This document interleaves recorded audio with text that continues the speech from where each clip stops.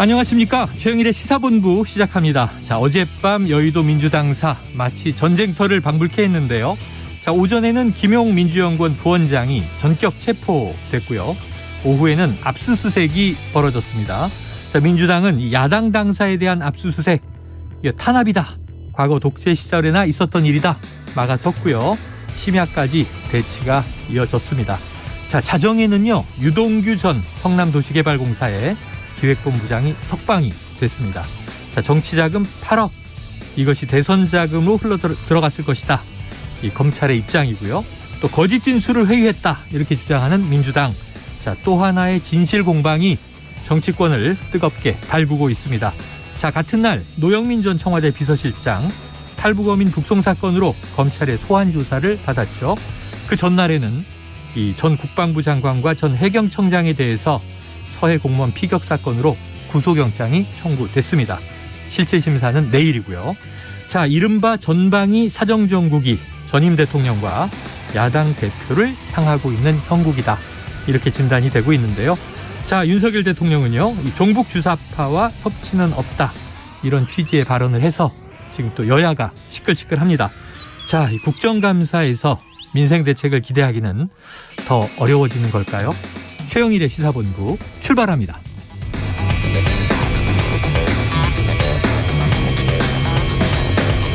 네, 1부에는요, 오늘의 핵심 뉴스를 한입에 정리해드리는 한입뉴스 기다리고 있고요. 2부 각설하고 시즌2 그리고 경제본부가 준비되어 있습니다. 1부 마지막에 듣는 노래죠. 디저트송 신청 기다리고 있으니까요. 오늘 듣고 싶은 노래가 있으시면 문자 샵 9730으로 자유롭게 신청해 주시기 바랍니다. 오늘의 디저트송 선정되신 분께는요, 치킨 쿠폰을 보내드리고 있습니다. 많은 참여 부탁드리면서 짧은 문자 50원, 긴 문자 100원이고요. 지금 듣고 계신 최영일의 시사본부, 오늘도 청취자 여러분 추첨을 통해서 최영일 커피를 나눠드립니다. 역시 같은 샵 9730으로 청취 의견 많이 보내주시기 바랍니다.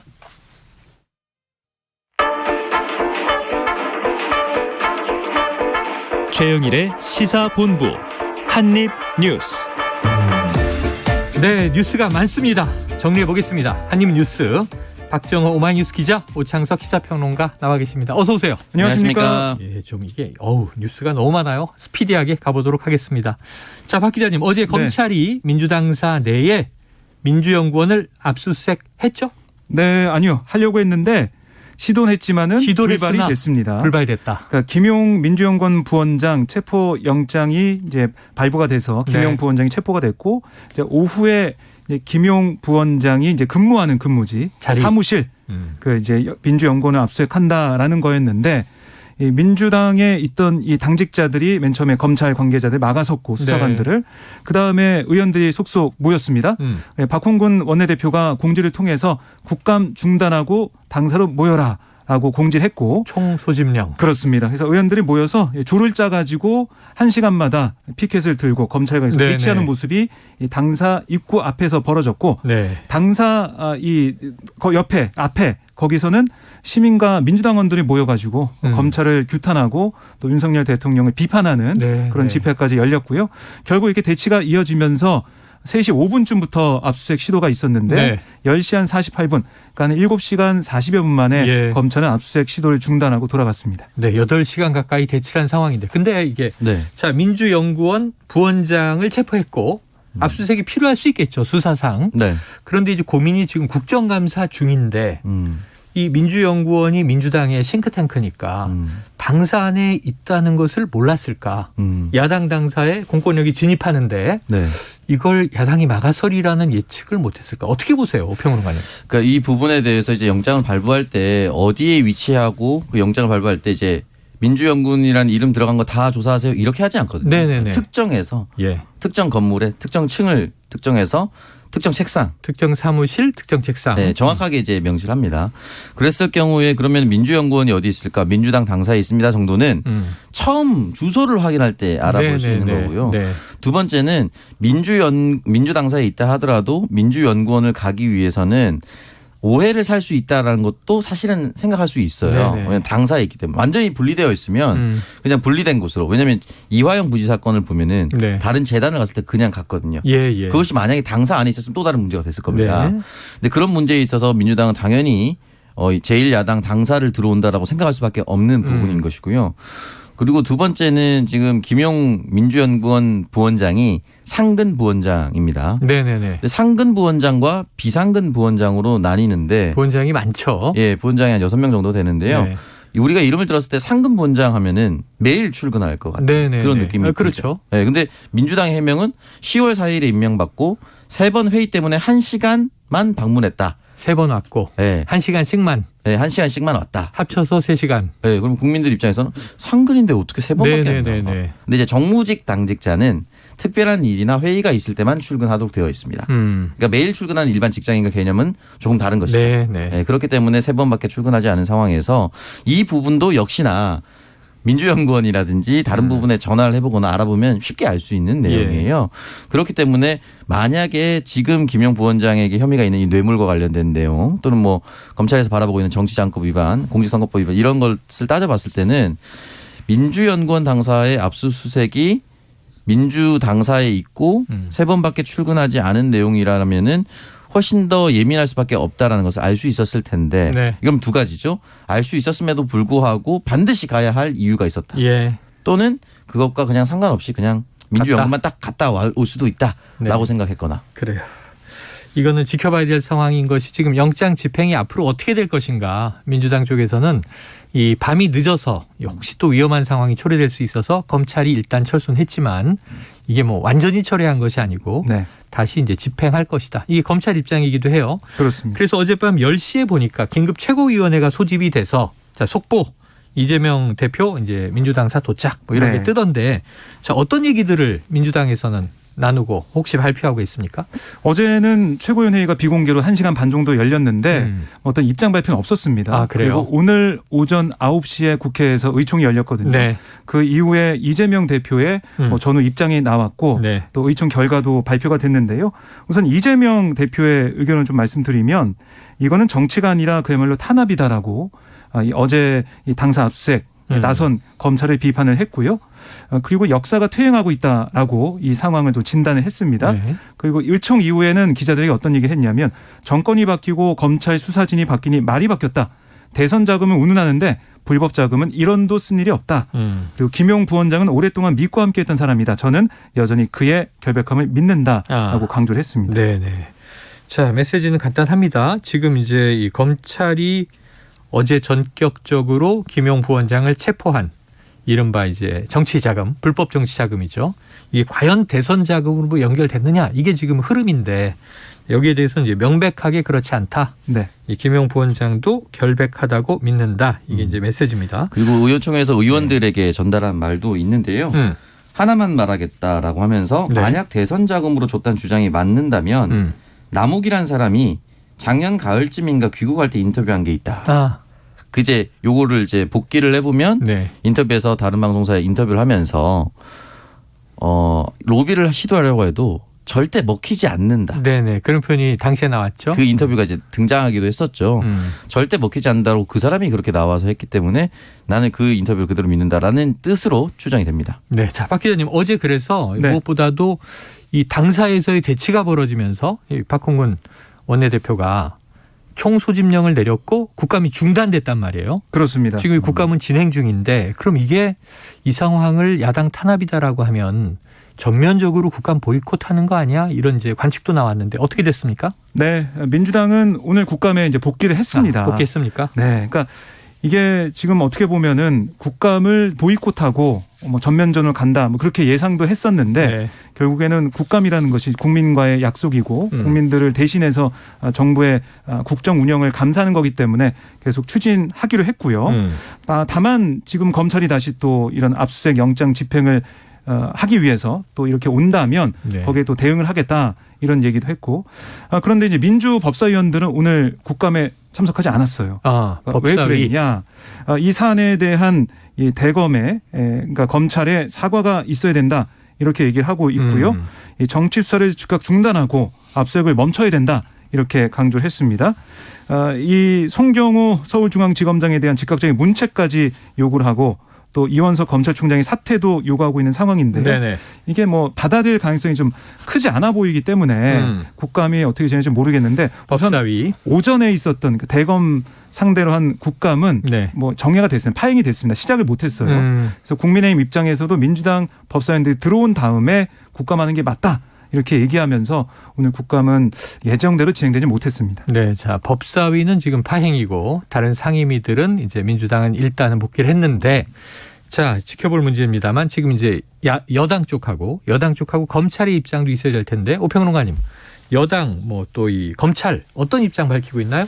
네, 검찰 같은 경우는 이제 서울중앙지검이 이제 입장문을 냈습니다. 국민적 의혹이 큰 사건에 대한 검찰 수사를 정치 보복이나 국정감사 회방으로 호도하는 주장에 대해 전혀 동의할 수 없다라고 얘기를 했고요. 딱 이제 대치 상황이네요. 네. 그리고 특히 피의자 사무실에 대한 압수수색 영장 집행 과정에서 검찰 공무원의 신체 폭력이 가해지고 공무 차량의 종이컵과 계란이 투척되는 등 행태에 대해 심히 우려스럽다라고 이야기를 했습니다. 또한 이제 진상 규명을 위해 필요한 수사를 진행하고 있을 뿐 특정인을 겨냥해 수사를 진행하거나 국정감사를 방해할 의도는 전혀 없었다. 앞으로도 검찰은 좌구면하지 않고 적법 절차에 따라서 수사를 차질 없이 진행해 나가겠다라고 이야기를 남겼습니다. 검찰은 이제 원칙적인 입장을 드러냈고요. 이제 민주당 당사로 찾아갔기 때문에 민주당 지지자들의 감정이 격해질 수밖에 없는데요. 이 부분에 대해서 부당함을 국회의원들이나 이재명 대표라든지 지지자들이 충분히 알고 있으니까 일단 공무원에 대해서 신체적인 접촉이라든지 이런 부분은 저는 좀 지양하는 것이 맞다라고 생각이 들고요. 그렇죠. 민주당 입장에서는 이 부분에 대해서 원칙적으로 애초에 이런 상황을 연출하려 한 것이 아니냐라는 또 의심을 하고 있습니다. 아, 그래요. 일단은 뭐 이 시위, 집회 자유가 있으니까 우리가 샤우팅이나 피켓팅까지는 할 수 있습니다만 뭔가 물건을 던지거나 하는 것들은 우리가 자제해야 될 문제라고 봅니다. 네. 지금 뭐 여당 국민의힘 보면요. 정진석 비대위원장은 민주당 이 공무집행 방해하는 범법 행위를 저지르고 있다. 이게 검찰이 이제 어떤 법에 따라서 압수수색을 하는 것인데 이거 막아 쓰는 것은 이제 법치주의에 대한 정면 도전 아니냐 하는 이제 또 이야기를 꺼냈어요. 그런데 이제 더 화제가 된 것은 지금 오늘 아침 출근길에 윤석열 대통령에게도 관련 질문이 있었는데 네. 답변이 나왔죠. 그렇습니다. 그러니까 검찰 수사에 대해 야당이 이거 야당 탄압이다. 또 아니면 대통령실 기획 사정이다. 이런 주장을 하고 있다는 취재진의 질문에 윤 대통령은 이런 수사에 대해서는 저 역시도 언론 보도나 이제 보고 아는 정도다. 자세한 내용은 제가 수사 내용을 챙길 정도로 한가하지 않다. 이렇게 강조를 했습니다. 그리고 지금 야당 탄압이라는 얘기가 나오면 지금의 야당이 여당이던 시절에 언론사를 상대로 며칠 동안이나 압수수색을 했던 그런 것을 생각해 보면 그런 얘기가 과연 정당한 것인지 그러니까 야당의 주장이 정당한 것인지 국민들이 잘 아실 것이다. 이렇게 덧붙였습니다. 자, 이 얘기는 아마 채널A 압수수색 얘기하는 것 같죠? 그렇습니다. 사흘 동안 압수수색을 시도하다가 그때도 안 됐죠? 네. 결국 채널A가 이제 이미 제출하는 방식으로 마무리가 됐던 걸로 기억을 하는데 자, 윤석열 대통령의 관련 발언은 오평훈 의원님 어떻게 들으셨습니까? 네, 윤석열 대통령이 이제 출근길에 이제 그런 질문에 대해서 지금의 야당이 여당이던 시절의 언론사를 상대로 며칠 동안 압수수색했다 이렇게 얘기를 남기지 않았습니까? 이것도 원론적인 답변이라고 생각이 들거든요. 다만 원론적인 답변이나 이때 당시에 검찰총장이 윤석열 대통령 본인이었습니다. 그렇죠. 네, 그렇기 때문에 원칙적인 입장으로서 얘기하는 것 이상으로 할 수는 없다. 왜냐하면 이제 대통령이란 자리에서 해도 된다, 하지 않아도 된다라는 것이 특정이 돼버리면 가이드라인처럼 보일 수가 있거든요. 네. 그래서 겨우 한 것이 이제 원래 지금 야당이 여당일 때도 했다 정도로 해석될 수가 있겠죠. 네.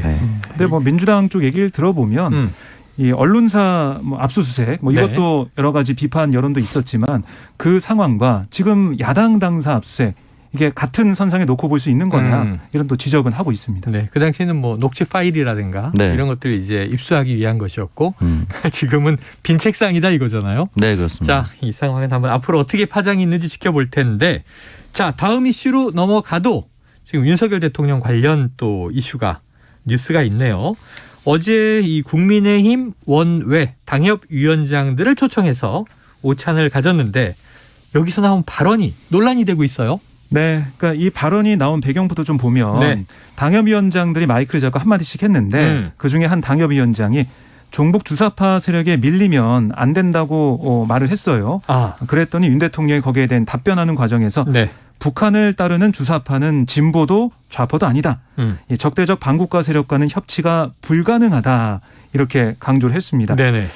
그리고 어떻게 보면은 여기에 대해서 좀 강하게 선을 긋는 모습이었는데 윤 대통령이 어제 이제 발언에서 특정 세력을 지목하지는 않았어요. 하지만 민주당의 입장을 나온 걸 보면 설마 종북 주사파가 민주당이냐. 또 즉각 반발하는 모습도 네네. 있었습니다. 그랬더니 윤 대통령 이런 반발에 대해서 주사파인지 아닌지는 본인이 잘 아는 거니까 어느 특정인을 겨냥해서 한 얘기가 아니다라고 네. 강조를 했습니다. 이게 참 미묘한 게 예를 들면 제가 생각을 좀 해봤어요. 종북 주사파는 타협의 대상이 아니다.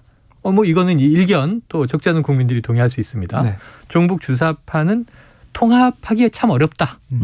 논외다. 뭐 이럴 수도 있어요. 이건 이제 개인적인 견해일 수 있는데 협치가 등장하다 보니까 네. 우리가 협치는 주로 어디 쓰냐면 국회 내에서 여야가 협치해야 되고 의석을 가지고 있는 정당이긴 예, 대통령실과 국회가 또 협치해야 됩니다. 이렇게 쓰기 때문에 네. 협치라는 단어가 좀 걸려서 오평론가님은 어떻게 해석하십니까? 그래서 이제 특정되지 않았기 때문에 오해를 불러일으킬 수밖에 없다. 말씀하셨던 대로 협치라는 것은 대상이 필요한 거거든요. 예를 들어서 윤석열 대통령을 엄청 지지하는 시민단체도 있고요. 정말 지지하지 않는 시민단체도 있는데 네, 찬성파와 반대파가 네, 있죠. 그 시민단체 앞에 가서 협치하겠습니다 이렇게 얘기하지 않아요. 네. 그러니까 국회에서 얘기하는 단어를 등장시켰기 때문에 그러면 국민의힘이 아닌 다른 정당을 타겟팅한 것인데 국회에서 지금 국민의힘이 아닌 정당들이 지금 몇 개 없어요. 네네. 그러니까 지난번 위상정당 때 등장했었던 한석을 가지고 있는 1인 정당. 1인 의석 정당. 근데 거기에서 종북 주사파로 불릴 수 있는 정당이 몇 개가 있을까 따져보면 별로 안 보인다면. 기본소득당, 시대전환당 이런 당들이 그렇게 있으면은 국민들 입장에서는 이거는 뭐 정의당 아니면 민주당 아니냐라고 생각할 수밖에 없는 상황인 것이죠. 네네. 자, 요거 2부에서요. 저희 각설하고 시즌2 있으니까 뜨거운 논쟁이 벌어질 텐데 민주당 정의당에게 다 직접 물어보도록 하겠습니다. 자, 지금 12시 37분을 넘기고 있습니다. 이 목요일 점심시간 교통 상황 알아보고 이어가도록 하죠. 교통정보센터의 이현 리포터 나와주세요. 네, 낮 시간에 여유가 느껴지는데요. 다만 요즘 운전하다가 작업 구간 자주 만나게 되실 겁니다. 사고도 많이 나고 있으니까요. 방어운전 신경 쓰셔야겠습니다. 서해안고속도로 서울 쪽으로 광천 부근에서 사고가 있었습니다. 심했던 정체가 서행 구간으로 바뀌어가고 있으니까 참고를 하시고요. 영동고속도로 강릉 방향 서용인 분기점 부근의 사고도 정리는 됐습니다. 하지만 서용인 분기점에서 용인 휴게소 쪽으로 밀려가고 있습니다. 앞 시간보다 차가 더 많아진 곳도 있는데 서울 양양고속도로 양양 쪽입니다. 남양주 요금소에서 화도 쪽으로 막히고 있습니다. 그리고 서울은 강동쪽으로 가는 길인데요. 두 길 모두 성수대교와 영동대교 사이 사고가 있습니다. 일대로 속도가 떨어지고 있는데 올림픽대로는 한남에서 영동대교 쪽으로 정체고요. 여기를 지나서도 잠실에서 올림픽대교 쪽으로는 작업 여파를 받고 있습니다. KBS 교통정보센터였습니다.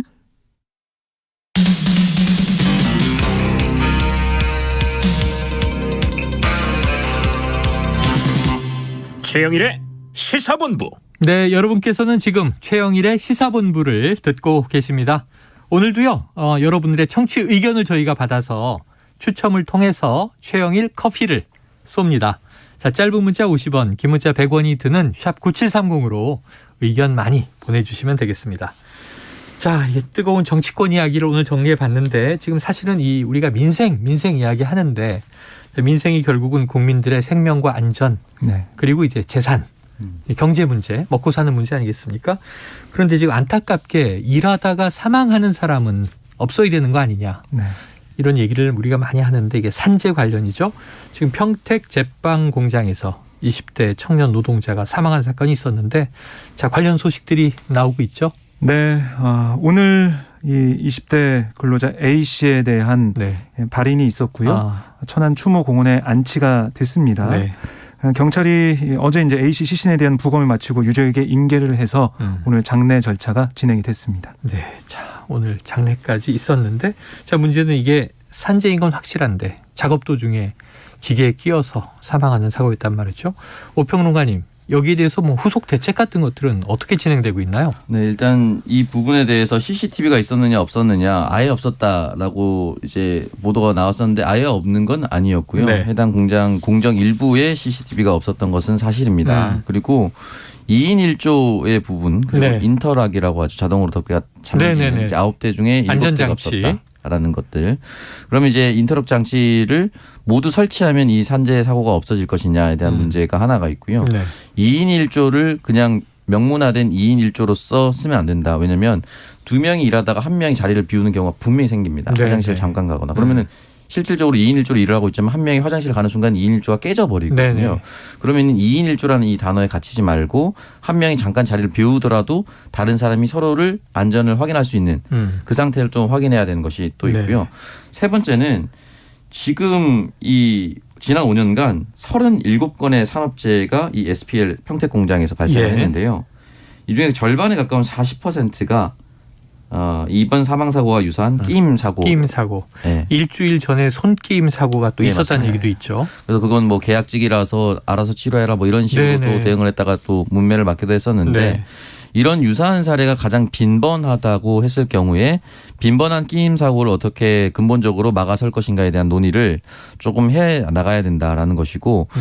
지금 SPC 계열사가 전체적으로 이 대응을 잘 못하고 있다 보니까 불매 운동으로 지금 번지고 있거든요. 이 불매 운동은 이제 소비자들이 알아서 하는 문제였는데 네네. 일단 첫 번째로는 2013년에 대리점 납품 강매 사건으로 남양유업 네네. 불매가 네. 있었어요. 근데 2021년 기사를 보면 8년째 진행 중이라는 기사가 나와요. 그래요. 그러니까 지금도 SPC와 관련된 기사를 보면 장기전이 될 가능성이 높다. 네네. 이런 식으로 나오는데 만약에 이런 흔히 말해서 노동자의 생명과 안전을 보장하지 않는 기업을 소비자가 알아서 불매 운동하는 거는 그럴 수 있다고 보는데요. 네. 저는 여기서 정치권이 하나 정도 더 생각했으면 좋겠습니다. 그러면 대리점만 피해 봅니다. 가맹점들이 많죠. 네, 이 전국에. 가맹점은 우리와 동일한 일반 네네. 국민들이에요. 아니 그래서 이게 지금 SPL이라는 계열사인데 네. SPC 그룹사에 대한 이제 질타와 비판이 대중들로부터 많이 나오고 불매 운동도 이제 움직이고 있어요. 네. 그런데 문제는 뭐 그 이후에도 공장은 가동을 하고 있었던 거죠. 이 사고가 났던 기계만 천으로 가리고 맞습니다. 이 사진 공개에 어떤 분들은 공분을 또 했지만 이 생산 과정에 대해서 자 가맹점이 전국에 이렇게 많은데 빵 공급을 하지 않으면 네. 이분들의 또 생계가 어려워진다. 네. 이런 논리를 또 기업 쪽에서 펴니까 네. 그것도 또 사실은 이제 어떻게 해결할 것인가 하는 숙제로 떠오르는 거예요. 그 부분에 대해서 당연히 뭐 생각할 수밖에 없는 부분이긴 한데 네. 그래서 이제 사실은 모든 일반 국민들의 그 이해관계가 다 섞여 있는 거예요. 근데 적어도 SPC가 그렇게 당당하게 얘기할 것이었다면 네. 같이 현장에서 일을 하고 있었던 노동자들은 며칠은 쉬게 했어야 됩니다. 네. 네. 트라우마가 발생할 수밖에 없는 상황인데 지금 살펴보면은 노동자 150여 명이 그대로. 예, 일을 했었고 항의한 뒤에야 휴가를. 네네. 이거는 사실 기업이 당연히 인도적 차원에서 정신적 트라우마를 생각한다면 거기 같이 일했었던 그날 일했었던 사람들이라도 조금 쉬게 만들고 사람들을 먼저 고려하고 네, 대체 노동자를 찾든지 이런 방향으로 갔다라면은 그 이야기를 충분히 납득할 수가 있었는데 네. 그런 거 전혀 관계없이 멈췄어? 그럼 천 가리고 일하면 되잖아라는 식의 대응이 있었기 때문에 그것도 가슴 아프더라고요. 격리를 좀 완벽하게 하든가. 맞습니다. 네. 그래요. 알겠습니다. 근데 이 SPC 지금 문제 네. 지금 빵 공장의 산재 사고 윤 대통령에게 아침에 질문이 있었군요. 네, 뭐 질문도 있었고 이제 모두 발언을 통해서도 이 사안을 언급을 하면서 네. 법이나 제도나 이윤이나 다 좋습니다만 우리가 같은 사회에 살아가는데 사업주나 노동자나 서로 상대를 인간적으로 살피는 그러니까 최소한의 배려는 서로 하면서 사회가 굴러가야 되는 게 아닌가 네네. 이런 입장을 냈고요. 그러면서 너무 안타까운 일이고 오늘 아침에 이 일에 대해서도 경위 파악을 지시했다 이렇게 설명을 했습니다. 예. 자, 윤석열 대통령은 모두 발언에서 언급을 했습니다. 자, 다음 소식으로 넘어가 보겠습니다. 참 어제 많은 뉴스가 쏟아졌고 그 얘기들을 지금 하고 있는 건데요. 또 한 가지가 있었어요. 국회 농림축산식품해양수산위 우리가 그냥 농해수위 이렇게 줄여서 부르는데 자 양곡관리법 개정안이 민주당 주도로 단독 처리가 됐습니다. 네. 그런데 윤 대통령이 언급이 있었군요. 그렇습니다. 그러니까 이 양곡관리법 개정안에 대해서 윤 대통령이 이거는 그러니까 민주당이 단독으로 어제 농해수에서 처리를 한 거죠. 국민의힘에서는 반대를 했습니다. 네. 거기에 대해 윤 대통령이 농민에 이제 별로 도움이 안 된다고 생각한다. 그러니까 초과 생산된 쌀을 정부가 의무적으로 사들이는 것은 네. 별로 좋지 않다 이런 입장을 내놨어요. 그러니까 최대 규모의 쌀 경련이 올해는 했죠. 올해 했는데 정부에 이걸 재량상으로 맡겨놔야 수요와 공급 격차를 점점 줄이면서 우리 재정과 농산물의 낭비를 막을 수 있는데 그게 아니라 이렇게 이번에 농해수위 통과한 개정안처럼 법으로 매입을 의무화하면 격차가 점점 벌어지고 과잉 공급 물량 폐기해야 되고 또 이 오히려 이 폐기하는 그런 돈이나 농업 재정에 낭비하는 그런 돈으로 농촌의 개발을 위해 써야 되는데 과연 이게 농민들에게 별로 도움이 되는 것이냐 그렇지 않다라고 강조를 했습니다. 네, 자, 뭐 어떤 것이 더 농민을 위한 것인가? 지금 사실은 이 법안이 농해수위를 통과했지만 법사위에서 어떻게 될 것인가? 네. 또 본회의에 상정될 것인가? 상정되면 통과될 것인가? 민주당이 다수니까 통과된다 하더라도 대통령 거부권이 또 앞에 있단 말이에요. 네. 지금 농민들 입장이나 전체적인 분위기, 이 양곡 관리법이 어떤 거길래 이렇게 지금 경론이 있는 건가요? 네, 어제도 양곡관리법에 대해서 한번 설명을 드렸었는데요. 네. 전년 대비해서 쌀 출량이 갑자기 많아졌거나 네. 갑자기 너무 많이 떨어졌을 경우에 임의적으로 정부가 매입을 해서 가격을 좀 안정시키는 제도라고 볼 수 있습니다. 일단 올해는 쌀값이 계속 떨어지고 있죠. 네, 그리고 앞으로도 사실은 이제 고물가와 고금리가 이어질 경우에는 쌀값이 안정화되기 어렵다라고 판단할 수 있는 것이죠. 네. 그렇기 때문에 양곡관리법이 원래 있었고 이제 이번에는 이제 개정안이 들어가는 것인데요. 지금 규탄 기자회견을 열었습니다. 굉장히 누가요? 많은 농업 단체와 그리고 이제 농업 지도부들이 있습니다. 농업협회도 있는데요. 국민의힘 경남도당 앞에서 규탄 기자회견을 열고 조병호 전농부경연맹 의장이 이런 이야기를 남겼습니다. 현재 고물가 고금리 고환율 시대 2중 3중 고통을 받고 있고 본격적인 수확기를 앞두고 45년 만에 최대폭으로 하락한 쌀값 때문에 논을 갈아엎기도 했다. 네네. 라고 이야기를 남겼습니다. 그리고 인건비 폭등까지 겹쳐서 평생 농사를 지어 농민들이 내년 농사를 포기할지를 고민할 정도로 심각한 상황이다. 라고 이야기를 남겼거든요. 그렇기 때문에 이 부분에 대해서 지금 양곡관리법이라도 좀 도입을 해서 어느 정도 안정을 취해달라는 메시지를 내고 있는 것이고 민주당사 앞으로 찾아가지 않고 국민의힘 당사 앞으로 찾아갔다는 것은 지금 집권 여당과 정부에 하는 이 양곡관리법을 대하는 태도가 마음에 들지 않는다라고 풀이할 수가 있겠죠. 예, 일단 농민들이 뭐 쌀값이 폭락하거나 이제 문제들이 생길 때 이건 뭐 진보 정부, 보수 정부를 막론하고 노무현 대통령의 참여정부 때도 농민 시위가 있었고 대통령이 사과한 일도 있었어요. 자, 그런데 이제 농민들이야 못 살겠다. 이거 해결해 달라. 규탄을 하는데 정부 여당이 책임이 크니까 할 수는 있겠죠. 여기는 이제 국민의힘 당사는 아니고 경남도당 그 지역에 그 앞에 간 건데 그렇게 할 수는 있는데 양곡관리법에 대해서 이 농민들의 의견이 좀 찬성인지 반대인지 그런 건 아직은 확인이 안 됐네요. 그러니까 농민들은 기본적으로 수매해 달라는 거죠. 그렇습니다. 그러니까 양곡관리법 개정안에 뭐 찬성한다고 보시면 되겠습니다. 네네. 왜냐하면은 그래야 이제 안정적으로 쌀이 이제 추매가 되고 하기 때문에 시장에 다 이제 소화가 안 되니까 격리를 해서 값을 유지하는 거니까요. 이거 좀 바라고 있는 상황인데. 이게 어떻게 보면 농업의 발전에 저해가 된다는 게 정부 여당의 또 입장인 상황이라서 어디서 좀 절충안을 찾을 수 있을지 이거 좀 더 국회 논의 봐야겠습니다. 자, 아까 이제 윤석열 대통령의 입장은 정부가 이걸 수매해서 비축을 해도 나중에 결국 폐기된다라고 하는 이제 또 정부 입장에서 이야기를 한 건데 어제는 이제 오창수 평론가가 뭐 삭개를 만들어야 된다는 말도 안 되는 얘기를 하기도 했습니다. 그러니까 오죽하면 그런 얘기까지 나왔을까라는 입장으로. 세간에 그런 얘기도 나오더라. 알겠습니다. 그런데 지금 이 전국 쌀 생산자 협회라는 곳에서 이 악법 요소가 있는 양곡관리법 즉각 개정하라. 이렇게 요구한 건 어떤 내용이에요? 뭐 이것도 이제 마찬가지예요. 농민 단체들이 얘기하는 것처럼 지금 현재 양곡관리법이 안 되고 개정안을 통해서 농민들의 어떻게 보면 계속해서 이제 농사를 지을 수 있는 토대를 만들어야 된다. 이대로 가다가는 농민들이 살 수가 없다. 그런 얘기를 하고 있는 상황입니다. 지원책을 내라. 그렇습니다. 그러니까 이제 양곡관리법을 즉각 개정하라. 그 개정한 것에 대해서는 뭐 또 동의를 하는 입장인가요? 대체적으로 네. 민주당이 그동안 농민 단체들과 간담회를 통해서 이 개정을 준비해 왔거든요. 전체적으로 보면은 농민들은 동의한다라고 보시면 되겠고요. 물론 이게 쌀을 생산하는 농민들은 다 동의하는 그런 상황을 보실 수 있지만 네. 다른 작물을 재배하고 있는 농민들이나 쌀 외에 그렇습니다. 왜냐하면은 이게 한정적인 재정을 쓸 때 쌀에 많이 투여가 된다 그러면 다른 작물이나 아니면은 새롭게 만들어가야 되는 뭐 미래 먹거리 이런 산업들 그럼 어떻게 되겠느냐 우려는 있거든요. 그런 부분도 정부 여당이 지적을 하고 있어요. 그래서 더 이제 논의가 좀 필요하지 않을까 하는 생각도 드는 상황인데 좀 국회에 이제 법사위에서 논의가 될 거기 때문에 좀 지켜봐야겠습니다. 그래요. 지켜봐야 될 문제입니다. 숙제가 굉장히 많습니다. 이걸 확대하면 뭐 쌀뿐이겠습니까? 말씀하신 대로 어려운 여러 작물의 농가들이 있겠습니다. 자, 이게 김근식 아동 성폭행범입니다. 출소할 뻔했죠. 그런데 다시 하루 전에 재수감이 된 상황입니다.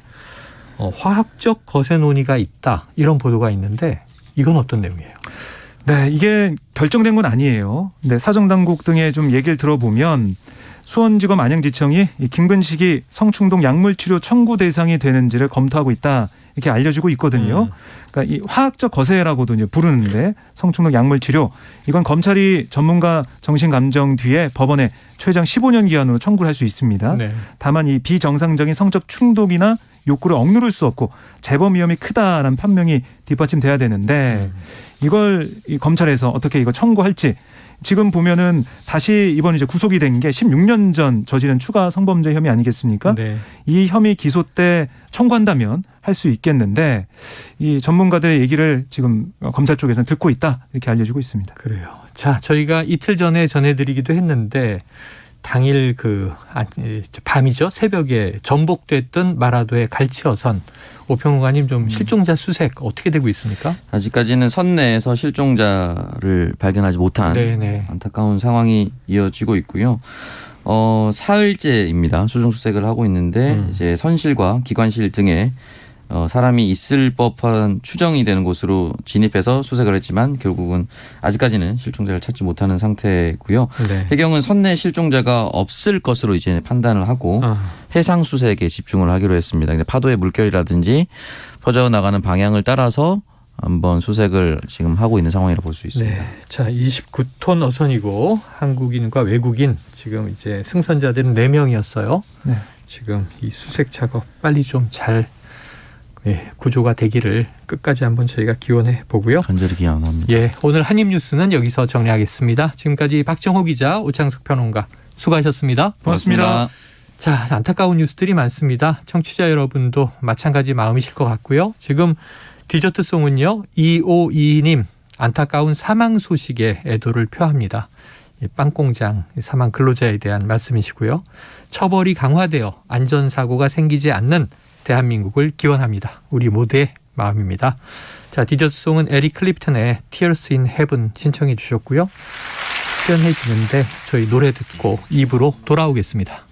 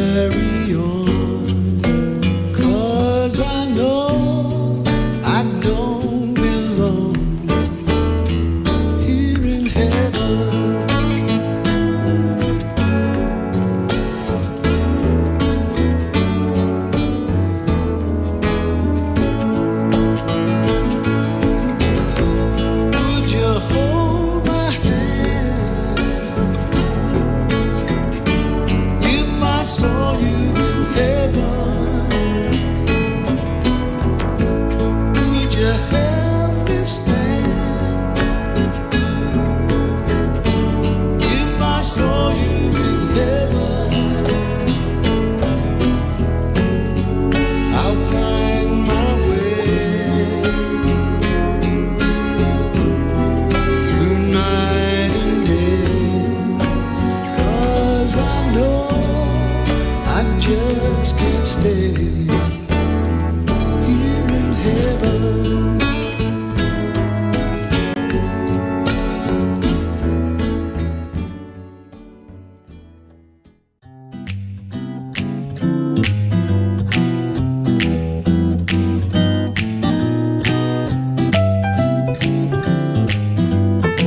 안녕하세요. 바른말 고운말입니다. 누군가에게 귀가 참 잘생겼네요 라고 말할 때 보면 대개 귀의 윗부분은 둥글고 아랫부분은 좀 두꺼운 경우가 많은 것 같습니다. 그렇다면 귓바퀴의 아래쪽에 붙어있는 살을 가리킬 때 귓볼과 귓불 중에서 맞는 표현은 어느 것일까요? 귓볼로 알고 계신 분들도 많겠지만 귓불이 맞는 표현입니다. 이 귓불은 귓밥이라고도 할 수 있는데요. 귓밥 하면 아마 귀지와 같은 것으로 알고 사용하는 분들도 계실지 모르지만 귀지의 뜻으로 귓밥이라고 하는 것은 일부 지방의 방언으로 쓰이는 것이지 표준어는 아닙니다. 또 귀와 관련된 표현 가운데 비슷한 것으로 귓전과 귓가가 있습니다. 먼저 귓전은 귓바퀴의 가장자리를 가리키는 것으로 귓전을 스치는 바람처럼 쓸 수 있습니다. 그리고 귓가는 귀의 가장자리를 뜻하고요. 귓가에 입을 대고 속삭이다 같이 말합니다. 관용구로 비교해보면 귓전에 맴돌다는 들었던 말이 기억나거나 떠오르다고요. 어머니가 하신 말씀이 아직도 귓전에 맴돈다 이렇게 쓸 수 있습니다. 그리고 귓가에 맴돌다는 귓전에서 사라지지 아니하고 들리는 듯하다라는 뜻으로 어찌나 놀랐던지 비명소리가 아직도 귓가에 맴돈다처럼 표현할 수 있습니다. 바른말 고운말 아나운서 변희영이었습니다.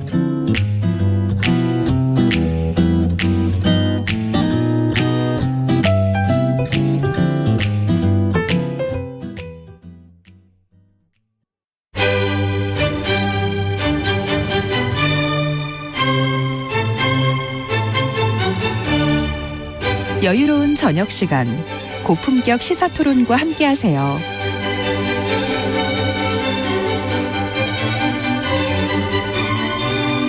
평일 저녁 7시 20분 KBS 열린 토론 정준희 교수와 함께합니다.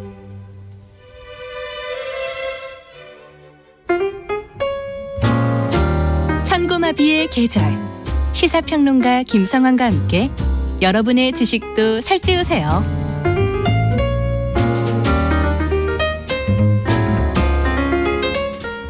정치에 경제를 더하고 미술에 음악을 더하는 시간.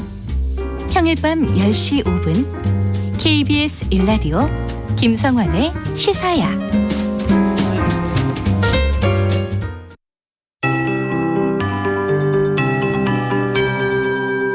KBS 58분 날씨.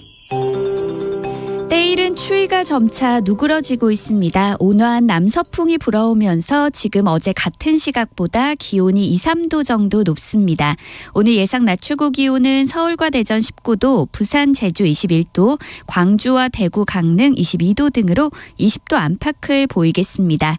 내일 아침에는 서울 9도, 전주 9도, 대구 7도, 세종 6도 등으로 오늘보다 기온이 조금 더 오를 전망인데요. 그래도 일부 내륙과 산지는 5도 이하로 떨어지면서 서리가 내리는 곳이 있을 것으로 예상돼 농작물 냉해 피해를 입지 않도록 유의하셔야겠습니다. 내일 낮 기온은 오늘과 비슷하거나 조금 더 오르면서 평년 기온을 회복하겠고요. 일교차가 15도 안팎으로 무척 크게 벌어지겠습니다.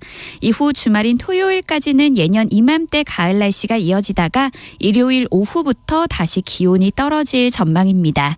오늘 전국이 대체로 맑겠고 낮 동안은 공기가 깨끗하겠는데요. 밤부터는 대기가 정체되면서 인천과 경기 남부, 충남 지역을 중심으로 내일까지 먼지 농도가 나쁨을 보이겠고 그 밖에 수도권과 충북, 전북 지역도 내일 오전에는 공기가 다소 탁할 것으로 예상됩니다.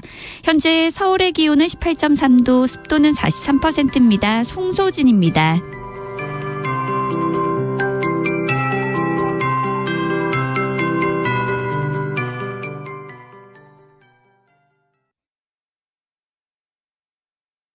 정성을 다하는 국민의 방송 KBS가 한시를 알려드립니다. AM 711kHz, FM 97.3MHz, KBS 1라디오입니다. HLKA.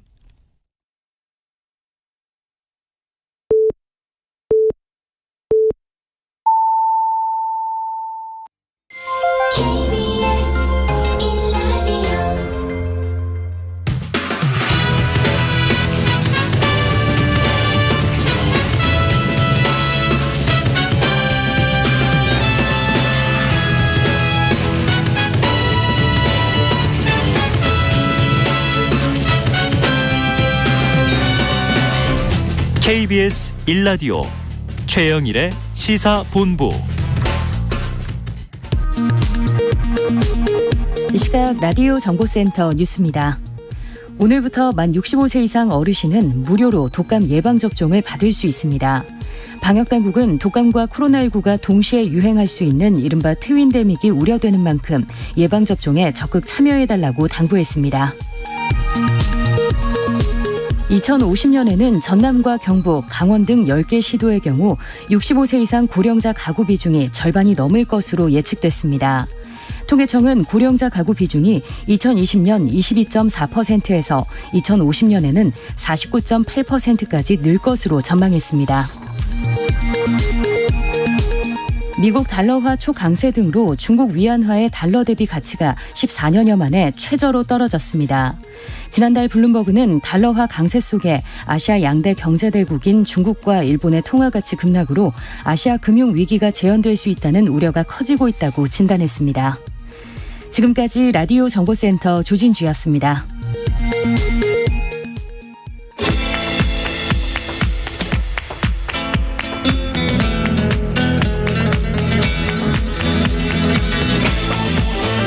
네, 정치권의 허심탄회한 속내를 들여다보는 시간이죠.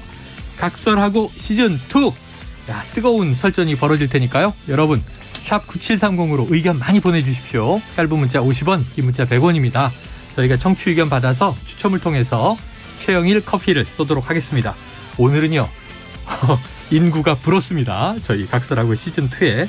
자, 먼저 장혜찬 재단법인 청년재단 이사장, 현근택 민주연구원 부원장 두 분 나오셨고요. 어서 오십시오. 네, 안녕하세요. 안녕하세요. 장혜찬입니다. 네, 새롭게 합류한 스페셜 게스트 정의당 혁신위원을 지내신 김준우 변호사를 모셨습니다. 어서 오십시오. 네, 오랜만에 시사본부에서 인사드리겠습니다. 김준우입니다. 야, 반갑습니다. 네. 자, 이렇게 해서 이제 새 정당의 이제 스피커들이 모이신 셈이에요. 지금 전국이 뜨겁습니다.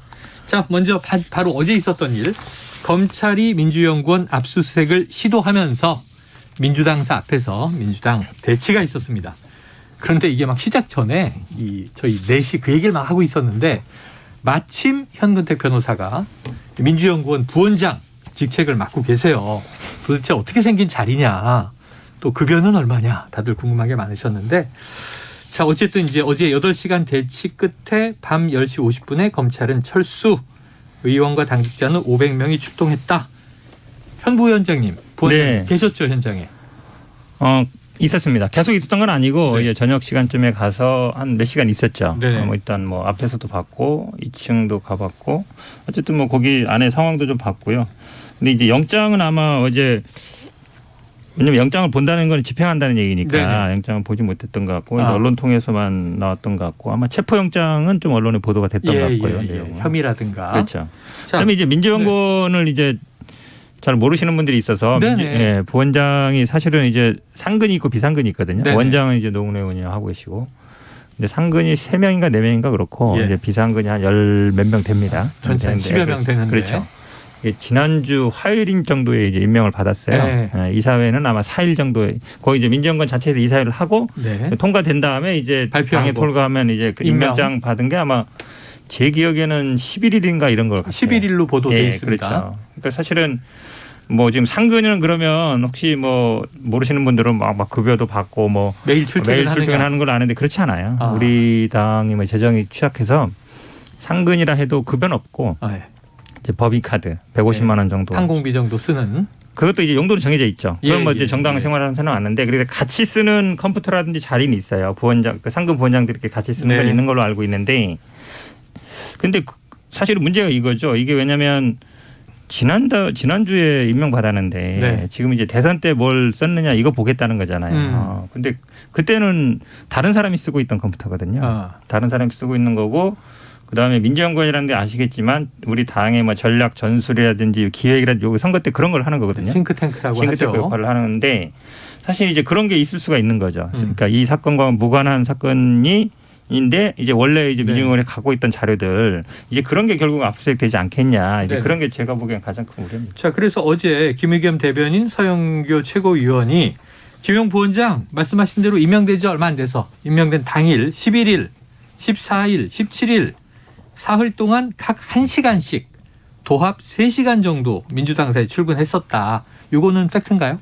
맞는 것 같습니다. 그러니까 11일 날은 저도 갔고요. 왜냐면 임명장 받아야 되니까 사진 한 장 임명되는 그렇죠. 날. 아마 14일, 17일 날은 아마 상근 부원회장들만 간 것 같은데 무슨 인사위원회라든지 무슨 회의 같은 거 하면 회의장이 있거든요. 거기서 하는 자리라서 이걸 마치 많은 분들은 뭐 상근하면 매일 출퇴근하고 거기에 딱 지정돼 있어서 뭐 업무를 보고는 것처럼 생각하는 건데 당직 특히 이런 당직이라는 게 그렇지 않습니다. 왜냐하면 본인 일도 있는 사람들이 많고 그다음에 뭐 우리 원장님도 마찬가지입니다. 원장님도 회의 때만 오거든요. 거기 본인 뭐 책상도 있고 자리도 있지만 그래서 중요한 건 이거죠. 이게 지난주에 임명받았는데 그 컴퓨터를 보겠다. 그러면 제가 보기에는 민주당이 그동안 뭐 해왔던 선거 전략이라든지 그런 게 다 넘어갈 우려가 있어서 그 부분 가장 지금 이제 현 부원장님 얘기가 이제 대체로 팩트라면 지금 왜 국정감사 와중에 검찰이 굳이 좀 무리하게 이 야당의 당사를 들어가서 압수수색을 펼치려고 했을까, 펼쳐야 했겠는가 이런 고민들이 나오는데 검찰 입장은 또 검찰 입장대로 완강해요. 법 집행 절차일 뿐이고 우리는 뭐 좌고우면하지 않고 정치적 고려 안 한다. 자, 그런데 여기서 이제 장 이사장님 어떻게 보세요? 근데 저는 이 언론사나 정당 당사에 대한 압수수색이 이례적인 거라는 정치적 배경은 충분히 이해를 해요. 하지만 그렇다고 하더라도 민주당처럼 온 국회의원과 온 당직자들이 출동해서 이것이 마치 뭐 신성 불가침의 성역인 것처럼 검찰이 못할 수사를 하는 것처럼 말하는 건 대단히 부적절하다. 국민의힘 보좌진 협의회에서도 입장문을 냈지만 지난 정부 내내 뭐 적폐청산한다고 난리도 아니었지 않습니까? 그때 뭐 민주당 당직자들이나 정치인들이 이 정치적 기관의 어떤 고유성이나 특수성을 인정해 준 적이 있나요? 없습니다. 박수 쳤습니다. 그 박수 쳤던 손으로 지금 이 정치 탄압하지 말라는 피켓, 뭐 타밥 금지 피켓 뭐 이런 거 들고 있는 셈인데요. 이재명 대표께서도 하신 말씀이 있어요. 도둑이 도둑 잡으면 도둑 입장에서야 보복이라고 하지만 남들 눈에는 그건 정의 구현이다. 적폐청산, 불의청산이 정치 보복이라면 그런 정치 보복은 맨날 해도 된다고 또 금가옥조 같은 말씀을 우리 이재명 대표께서 남겨주신 바 있기 때문에 전 이게 그 맥락에서 봤을 때 정치 보복이 아니라 맨날 해도 되는 그 적폐청산의 한 과정이라고 보거든요. 아주 구체적으로 유동규 전 본부장이 김용 민주연구원 부원장에게 이 7억 4천만 원 가량의 돈을 언제 어떻게 나눠서 어떤 방법으로 전달했는지 진술이 나왔습니다. 그리고 이 같은 진술을 한 유동규 전 본부장에게도 불리하게 작용하겠죠. 본인도 혐의를 피해갈 수 없으니까요. 준 사람 처벌 안 받는 게 아니거든요. 그러니까 본인이 처벌받을 걸 감수하면서까지 어쨌든 진술을 한 셈인데 그렇다면 이 김용 부원장이 뭐 민주연구원에 몇 번 출근을 했다 안 했다가 중요한 거 아니라 관련 있는 조금이라도 업무상 어떤 자료가 남아있을지 모르는 것들은 전부 다 압수수색해서 이것이 과연 진짜 불법 대선 자금인지 어떻게 흘러갔는지 조사하는 건 수사기관의 당연한 의무이고요. 검찰이 수사하고 싶다고 혼자 할 수 있는 건 아니죠. 법원으로부터 압수수색 영장을 발부받아야 합니다. 민주당에서는 뭐 이럴 거면 김용 부원장 단골 식당도 압수수색하라고 하는데 단골 식당에 대해서는 법원이 영장을 안 내주겠죠. 민주연구원에 대해서는 이 민주연구원이 민주당사 안에 있건 없건 그런 건 법원의 고려사항이 아니에요. 영장이 발부가 됐습니다. 어느 정도 압수수색의 필요성을 소명받은 셈이거든요. 근데 여기에 대해서 반발하는 건 단순히 검찰 수사만 인정 못하겠다는 것이 아니라 영장을 발부해준 법원의 권위까지도 무시하겠다는 뜻으로 보여서 삼권 분립 좋아하는 민주당이 이래도 되는가 싶습니다. 자, 두 분의 입장이 정반대입니다. 여기서 오랜만에 출몰한 스페셜 게스트 김준우 변호사님 또 법조인이시기도 하니까 어떻게 보세요? 근데 이제 작년 9월에 김웅 의원실 압수수색할 때 국민의힘 반응을 또 떠올려 볼 필요가 있는 것 같아요. 그때는 또 왜 이런 위법 수사냐 하면서 대치하고 또 원내 지도부가 다 몰려가서 버티고 했지 않았습니까? 그러니까 사실은 이건 뭐 어쨌든 정무적으로 이렇게 대응할 수밖에 없어요. 당사를 가지고 뭘 했을 때나 의원실을 압수수색했을 때는 그 뭐 법원의 그 권위를 인정하고 안 하고를 떠나서 근데 이제 구속영장과 달리 압수수색 영장은 좀 쉽게 내줍니다. 그렇다고 어느 정도 얘기하면. 그래서 사실 제가 생각하기엔 법원에서 김용 부원장이 여기 출근한 지 한 10일 정도밖에 안 됐을 걸 몰랐을 것 같아요. 그냥 여기 근무하고 있으니까 근무지도 압수수색한다라고 하지 않았을까 저는 생각을 하고 근데 지금 김용 부원장이 체포영장이 발부돼서 체포가 됐잖아요. 보도된 내용을 보면 이제 돈을 받았다. 근데 유원홀딩스 건물에서 받았다는 거예요. 그럼 이제 유원홀딩스 건물이라는 그 사무실과 뭐 김용 씨 집 네. 이런 데 이제 압수수색의 핵심이지. 민주연구원은 제가 볼 땐 서브거든요. 네네. 그럼 이건 약간 정무적 고려를 해서 넣은 거 아니냐. 예. 이 사건을 좀 키우기 위한 판단 아니냐. 수사에 정말 불가피하고 그런 부분이냐. 이건 반발을 분명히 예견한 건데, 예견했을 텐데. 그런 면에서 저는 좀 특히 이제 야당에 대한 것들은 뭐 똑같습니다. 윤석열 한동훈 라인에서 뭐 적폐청산 수사를 할 때도 사실 이게 좀 세밀하게 해야 되는데 그걸 좀 마구잡이로 칼을 휘두른 적도 있거든요. 과거에. 네, 그럼요. 그래서 우병우, 김기춘 이런 분들도 무죄 혐의 많이 나왔습니다. 제가 그런 면에서 늘 과연 한동훈, 윤석열 검사는 유능한가? 여기에 대해서 늘 의문이 있었거든요. 저는. 그러니까 그게 굉장히 좀 예민한 문제이기 때문에 좀 정밀 사법 같이 좀 할 필요가 있는데 그런 면에서 좀 세기라고 할까요? 그 검찰에 좀 그런 게 이제 별로 적절해 보이질 않는다. 근데 다만 김용 씨 그렇다고 해서 김용 부원장의 혐의가 제가 뭐 없다고 얘기하거나 뭐 이런 건 아니고 그건 이제 또 봐야 아는 건데. 그건 그것대로. 그냥 수사 과정이 왜냐하면 야당에 대한 탄압으로 보일 수 있기 때문에 수사 과정이 좀 더 매끄러워야 한다. 자, 일단은 어제 이제 국정감사 과정에 그 와중에 야당 당사를 꼭 치고 들어갔어야 했나? 이 정무적 판단이었나 아니었나? 지금 이제 장혜찬 이사장님은 이제 좌고 우면 없이 이건 법 집행한 거다. 근데 저는 저 말씀에서 딱 들어왔던 게 김웅 의원에 대한 공수처 압수수색 신호였거든요. 네네네. 그 당시 국민의힘에서 반발했습니다. 민주당에서 어떻게 했느냐. 이건 정당한 법 절차인데 이걸 반대하는 건 말이 안 된다. 지금 입장이 고발하겠다. 정반대로 돼 있네요. 그러니까 이거는 원래 정치인들이 자기네 의원이나 자기네 당사 들어오면 한쪽에서는 반대하고 한쪽에서는 뭐 이거 무조건 받아들여라라고 하는 건데 그 논리 그대로라면 민주당은 그때 왜 압수수색 저항하는 김웅 의원에 대해서는 뭐라 했으면서 이제는 저항하느냐 똑같이 공격할 수가 있는 거고요. 결과적으로 그래서 제가 두 거대 양당의 마음을 못 주는 이유입니다. 둘이 맨날 같은 얘기를 그 틈새를 역으로 반복하기 때문에 근데 결과적으로 김웅 일관성이 의원은 없어요. 합의를 해서요. 이 의원실을 내주진 않았지만 공수처에서 요구하는 것들을 이미 제공을 했거든요. 근데 그거는 어제 박범계 의원이 그걸 하자고 했는데 검찰에서 거부했어요. 그리고 또 결정적으로 이후의 재판에서 공수처의 압수수색이 불법성이라고 인정을 받아서 이 압수수색 관련 자료들은 전부 다 법적으로 인정을 받지 못했습니다. 나중에 좀 추가를 하면 사실은 저도 사실은 이게 한 두 가지 정도 지점에서 조금 이제 의문을 가졌었는데 뭐였냐면 처음에 대장동하고 위례 사건, 신도시 사건은 다 똑같은 사건이라 그랬거든요. 대장동 사건 배임하고 뇌물로 걸었어요. 1차로. 그다음에 추가로 기소했죠. 2차는 증거인멸을 기소했는데 그게 6개월이었거든요. 그럼 만약에 3차 위례도 만약에 뇌물로 기소했으면 이거 충분히 제가 보기에 영장 발부 가능한 사안이에요. 근데 부패방지법만 했어요. 그러니까 똑같은 사안이거든요. 사안 왜냐하면 돈 받고서 뭐 특혜 받은 거 아니냐. 뇌물이라는 거는 뭔가 혜택을 줬다는 거고. 근데 부패방지법은 뭔가 그냥 정보를 제공해서 이익을 보게 했다. 대가는 없었다라는 거거든요. 그러니까 이거 제가 보기에는 위례 사건을 부패방지법으로 기소할 때 이미 어느 정도 그 의심은 약간 보였다. 딜할 가능성이. 딜 가능성이 있었다. 두 번째는 지금 뭐 구속기간 만료됐으니까 뭐 당연히 풀어준 거야 이렇게 얘기하는데 어제 자정에 석방이 됐어요. 그렇죠. 이게 부패방지법이 아니라 만약에 뇌물이었으면 당연히 제가 보기에 뭐 추가 영장 발부 가능했을 것 같고 하필이면 시점도 이상 절묘하게 겹치잖아요. 나오면서 한 사람은 들어가고. 근데 사실은 재밌는 거는 이 유동규 처음에 구속영장 나왔을 때 뇌물이 8억이었어요. 그때 당시에. 물론 나중에 기소는 3억 5천 했고 700억 약속했다. 5억은 뭐 추가로 더 받은지 보겠다 했거든요. 약속은 무려 700억. 700억 받은 건 3억. 그렇죠. 그러면 예를 들어서 유동규 입장에서는 지금 똑같이 처벌받는다 그러는데 뇌물로 받았으면 이거는 뭐 최소한 뭐 10년 20년 가는 사건이에요. 근데 정치자금법이면 전달만 한 거잖아요, 자기는. 그러면 이거는 제가 보기에 집행유예도 가능해요. 실제로 왜냐면 나는 그냥 그리고 나는 8억을 받아서 전달했다. 그렇죠. 그리고 이거 대가성이 없이 받은 거다. 근데 그 전에는 다 이거를 뭐 그 대장동 뭐 위례 신도시 하는 사람들한테 뭔가 특혜를 주려고 받은 거다 했거든요. 근데 지금은 이게 확 바뀌어가지고 나는 이게 대선 자금으로 그냥 전달만 한 거다. 완전히 상황이 다른 거죠. 더 큰 거는 뭐냐면 세 번째는 이 700억이에요. 700억. 700억은 사실 약속만 한 거거든요. 근데 이거는 검찰이 기소할 수도 있고 안 할 수도 있어요. 근데 약속이라는 거는 우리가 뭐 각서를 써놓고 막 이런 게 아니에요. 구두 약속이죠. 구두 약속이죠. 대부분 이제 한쪽은 녹음하고 한쪽은 증거를 나중에 하려고 이런 건데 이거를 만약에 기소해서 유죄가 나면 못 나와요, 이분은. 평생. 근데 이거를 만약에 약속인데 실체가 없다. 근거가 없다. 해서 기소 안 하면 만약에 8억 아까 그 뇌물이 아니라 정치자금으로 받으면 이분은 제가 보기에 그냥 앞으로 구속될 일 없어요. 자유의 몸이 될 수 있다. 그렇죠.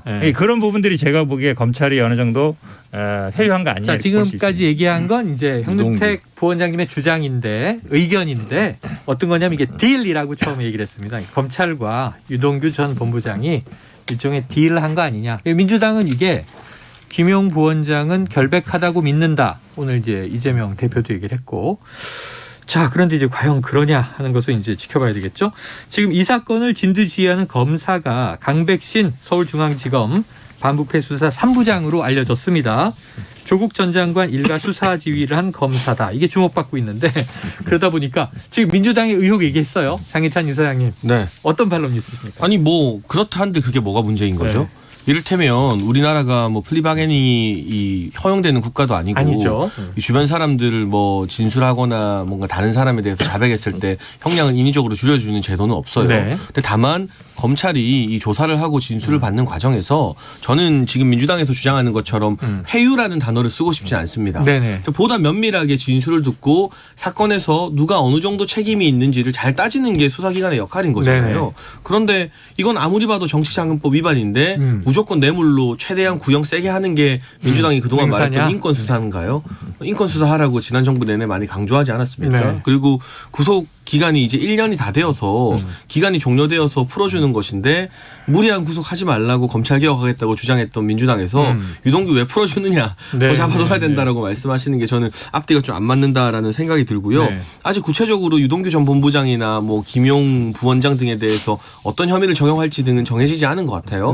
김용 부원장 같은 경우는 일단 구속영장 먼저 발부를 시도해보고 법원에서 발부가 되면 구속 상태에서 조사하다가 기소하겠다는 것 같잖아요. 그러니까 이건 단정하기는 좀 어려운 사실인데 지금 중요한 것은 이 김용 부원장에 대한 구속 뭐 이미 체포는 됐습니다. 구속의 필요성이나 대대적 압수수색의 필요성이 있느냐 없느냐인 것 같아요.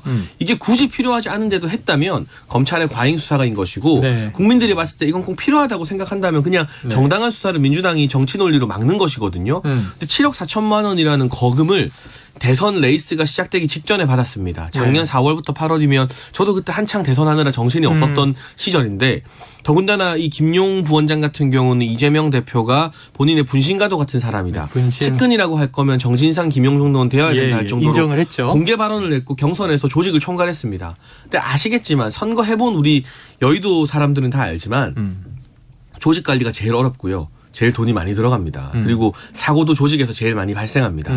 왜냐하면 전국의 여러 뭐 팬클럽부터 시작해서 지지 기반 모임도 일일이 다 관리해야 되는데 그걸 하기 위해서 김용 부원장이 이 유동규 전 본부장에게 받았다는 7억 4천만 원을 사용했을 가능성 저는 굉장히 합리적인 추측이라는 생각이 들고 이 자금의 흐름을 김용 부원장이 밖에 있으면 얼마든지 인멸하고 뭔가 말을 맞출 가능성이 있기 때문에 긴급 체포의 필요성 또 법원에서 인정해 준 것 같고요.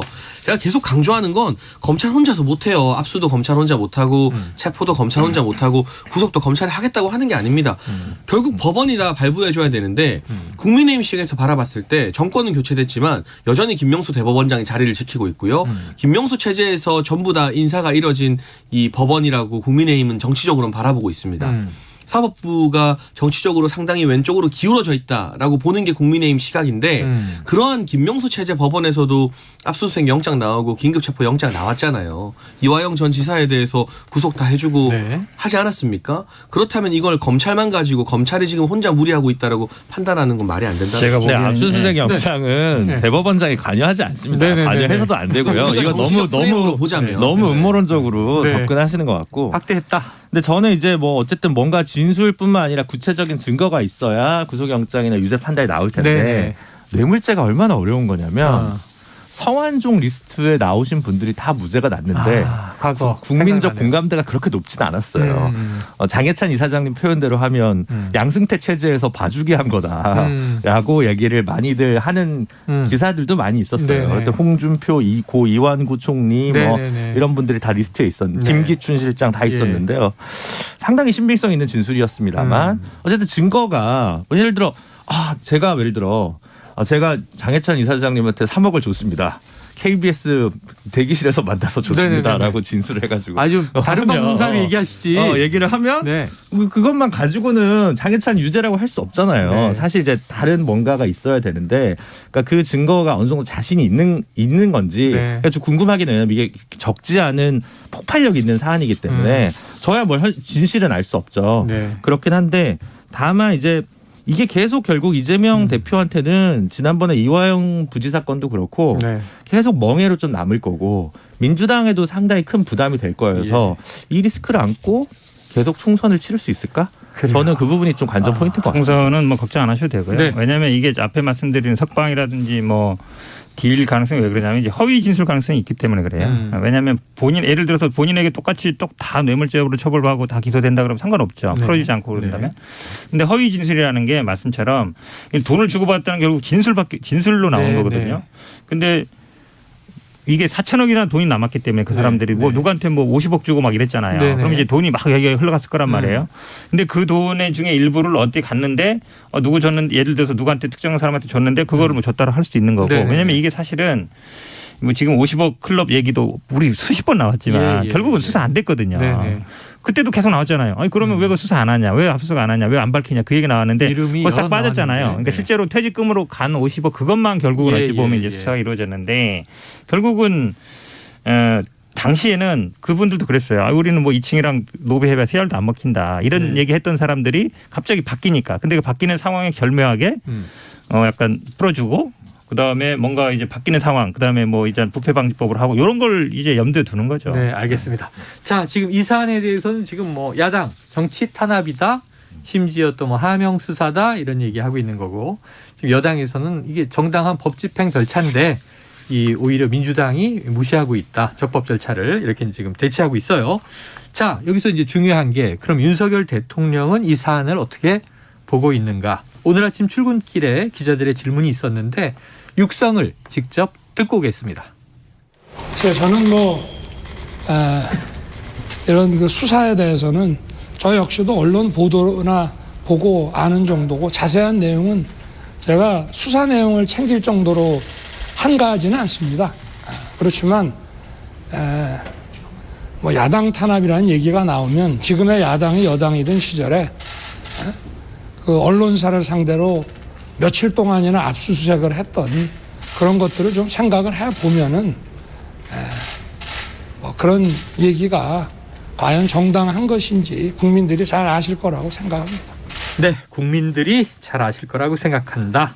장 이사장님, 대통령의 발언은 어떻게 평가하세요? 뭐 적절한 발언이죠. 이게 야당 탄압인지 아닌지는 국민들이 보고 아실 텐데 네. 어쨌거나 뭐 아까 김준우 변호사님이 예시 들어준 것처럼 예. 아무런 증거 없는데 진술 하나만으로 법원에서 압수수색 영장이나 체포영장을 발부해 줬다고 생각하기는 좀 힘든 거 아니겠습니까? 네. 그렇기 때문에 뭐 이게 유죄가 나올지 아닐지야 우리가 1심 재판을 기다려봐야 아는 것입니다만 네. 적어도 긴급하고 대대적인 수사의 필요성 정도는 법원에서 인정받은 바 이게 뭐 민주당 당사라고 해서 들어가면 안 된다라고 생각할 국민이 몇이나 되겠어요. 반대로 국민의힘에서 뭐 잘못했을 때 국민의힘 당사로 압수수색이 들어온다고 치면 국민의힘 정치인들도 반발하겠죠. 그러나 일반 국민의 시각으로 봤을 때 아니 정당 당사 뭐라고 그게 무슨 뭐 종교 시설도 아니고 왜 못 들어가느냐라고 생각할 수 있는 거거든요.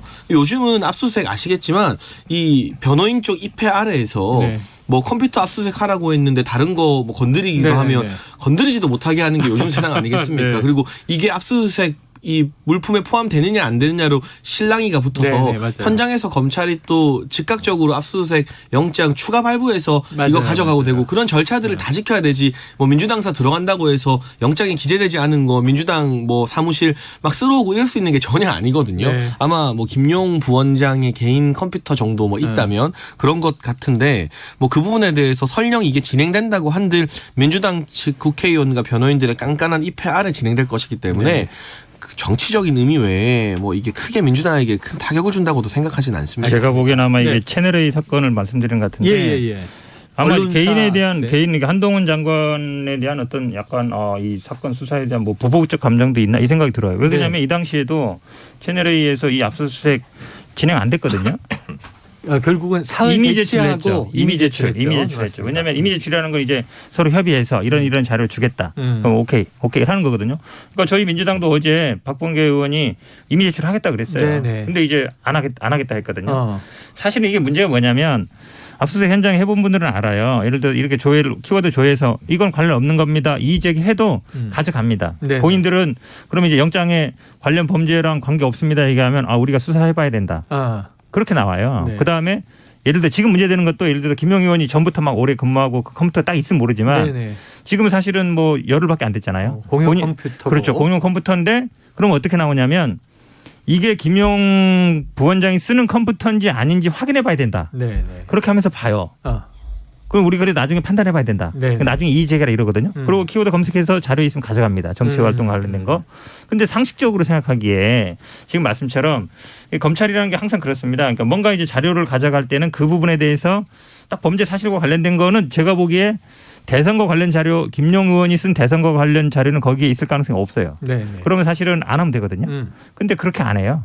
관련된 거 있으면 딱 다 가져가죠. 이의 제기 나중에 법으로 해라 이렇게 얘기하죠.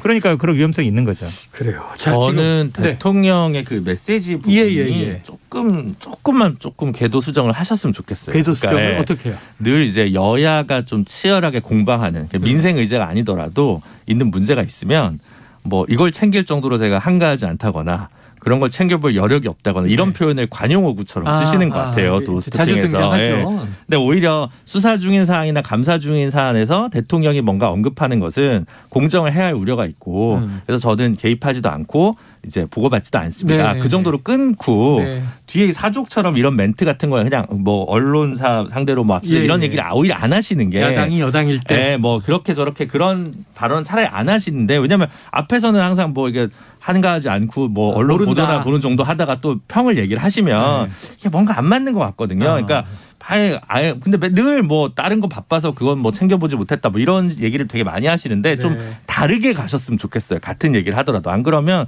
국민적으로도 별로 이렇게 메시지의 신뢰도가 조금 떨어지지 않을까 싶습니다. 자, 역사를 하나 좀 짚어볼까요? 이제 민주당은 박정희 시대 이후로 야당의 당사를 검찰이 압수수색 들어온 것 처음이다 이렇게 주장을 하는데 보니까 이게 16년 전에 한나라당 당사도 한번 진입을 한 적이 있다. 이거 어떤 사건이었습니까? 이분들이 역사를 잘 모르는 거죠. 역사 하시지만 뭐 어쨌든 그때 이제 정치자금 관련해서 압수수색이 한번 이루어졌던 것 같은데 그때도 뭐 한나라당에서 많이 반발했겠습니다만 저는 그냥 2021년에 이제 김웅 의원에 대해서 압수수색 시도될 때 송영길 그 당시 대표나 윤호중 원내대표가 했던 말씀을 그냥 소개해드리고 싶어요. 윤호중 원내대표께서 명확한 증거 앞에서 시간 끌기와 국면 전환용 물타기를 시도하고 있는 것. 영장 집행을 위력으로 방해하는 것은 명백한 불법 행위라고 일가를 해주셨고요. 그 송영길 대표도 뭐 이거는 국기문란 사건이다. 이런 사건에 대해서 신속한 압수수색은 너무나 당연한 것이다. 이런 것을 노골적으로 방해하는 행위는 철저하게 국민의힘이 국민 앞에 해명해야 될 문제다라고 하셨는데 이거 그대로 돌려드리면 뭐 김웅 의원 사건 결국 그 압수수색조차도 불법이라고 판결을 받았지만 대선 자금 정치 자금 이거는 대선 있을 때마다 많이 불거져 왔던 문제거든요. 국민적 관심사이기도 하고 그리고 이 대선 불법 자금과 관련해서 대선 주자들의 핵심 참모들이 책임을 지고 뭐 구속되거나 또는 재판에서 실형을 선고받은 예들이 상당히 많이 있습니다. 대표적으로 일단 안희정 전 지사나 뭐 이런 분들이 떠오르기도 하거든요. 그렇기 때문에 이게 결코 그냥 유야무야 뭐 협치 때문에 야당 존중 때문에 넘어갈 수 있는 사안의 성격은 절대 아니라는 점을 미루어 보면 어떤 식으로 뭐 합의가 이루어질지 아니면 강제로 집행이 될지는 모르겠습니다만 민주당이 의원들 다 모아서 이렇게 바리케이트 치고 압수수색 거부하는 게 지금 뭐 민주당이나 국민의힘의 정치에 대한 평가 이전에 왜 정당한 수사를 거부하느냐라는 논리를 깨기는 좀 힘들 것 같습니다. 자, 소리로만 들으시는 사실 이건 팩트 체크이기 때문에 이게 뭐 그런 건데 어쨌든 제가 뭐 애정하는 정당의 역사와 괴가 있어서 민주노동당이라든가 통합진보당이라든가 압수수색을 당한 적이 있습니다. 기억납니다. 네, 근데 너무 양당 중심으로 역사를 인식하시는 이 이해가 소수자에 대한 배려가 좀 없다 이런 생각이 좀 많이 들어요. 스페셜 게스트로 나오셔서 근데 그 양당년 전에는 아마 제가 확인해봐야 되는데 압수수색이 아마 집행 안 된 걸로 저는 기억하는데 한나라당 때 왜냐하면 사실 여러 번 있었죠. 뭐 첫대기 때도 있었는데 2006년입니다. 그렇죠. 그러니까 실제로는 압수수색을 시도하지만 거의 대부분 집행이 안 된 적이 많고 김용 의원은 그랬죠. 어쨌든 텔레그램에서 나왔잖아요. 고발장이라는 게 나왔기 때문에 어디서 나왔느냐.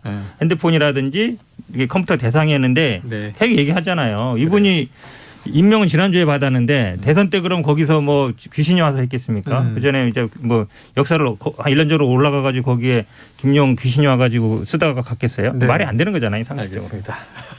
김준우 변호사님 얘기하시니까 통합진보당 정도는 당원 명부를 다 들고 가서 난리가 났었던 기억이 이제 나네요. 자, 김 변호사님한테 이것도 한번 팩트체크를 해볼게요.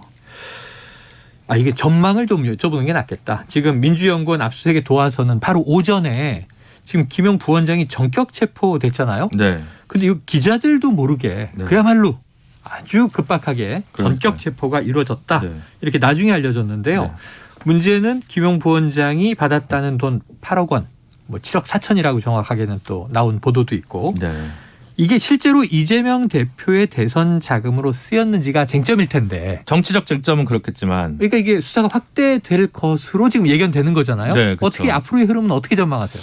그러니까 이제 일단 김용 부원장이 어떻게 진술하느냐에 따라서 일단 다를 거고 체포영장에 나면 이제 48시간 내에 구속영장을 청구를 해야 되니까. 일단은 체포 상태는 48시간. 네네. 그래서 그럼 오늘이라도 구속영장 청구가 나오겠네요. 뭐 이제 조금 준비를 할 테니까 아마 내일 정도 구속적부심을 하지 않을까 싶어요. 그러니까 일단 그걸 좀 봐야 될 거고 이게 이제 예를 들어 늘 이제 이런 게 쟁점입니다. 호가호위냐 꼬리 자르기냐. 네네. 예를 들어 큰일에 돈 써야 되는데 돈을 좀 주세요. 내가 측근입니다. 라고 해서 입마이 포켓을 하는 건지 아니면 이쪽에서는 돈 받은 적이 없다고 얘기하지만 네네네. 또 다른 쪽으로는 저 사람이 호가호위에서 돈을 중간에 배달 사고가 났다. 네네네. 그럼 이제 반대파에서는 꼬리 자르기다. 이렇게 이제 논박을 하잖아요. 이게 되게 뻔한 쟁점이 이제 오고 갈 거여서 그럼 이제 이거는 이제 결국 검찰의 수사력에 달려 있겠죠. 근데 이제 핵심은 여기서 김용 부원장의 진술인 것 같습니다. 아마 1차 저지서는 받은 적이 없다라고 얘기를 할 거고.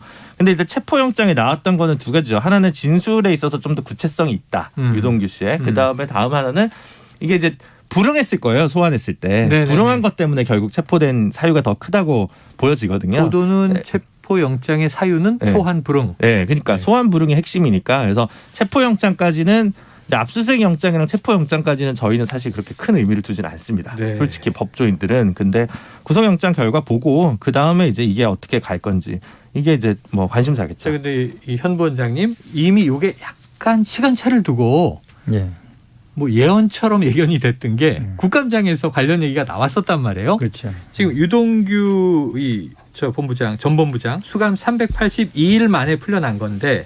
자, 이 유 전 본부장이 그간 변호인들과 의논한 내용과 다른 진술을 하면서 이후에 변호인들과 접견을 거부하고 있다. 이런 얘기가 법사위에서 나와서 혹시 회유가 이루어지는 거 아니냐는 얘기를 먼저 했어요. 체포 전에. 여기에 대해서 뭐 좀 근거가 있었습니까? 그러니까 접견을 거부했는지 아니면 이제 접견을 방해했는지 다른 거예요. 접견 거부라는 거는 본인이 했다는 거고 접견 방해라는 게 예를 들어 계속 부르는 거죠. 검사실에 가 있으면.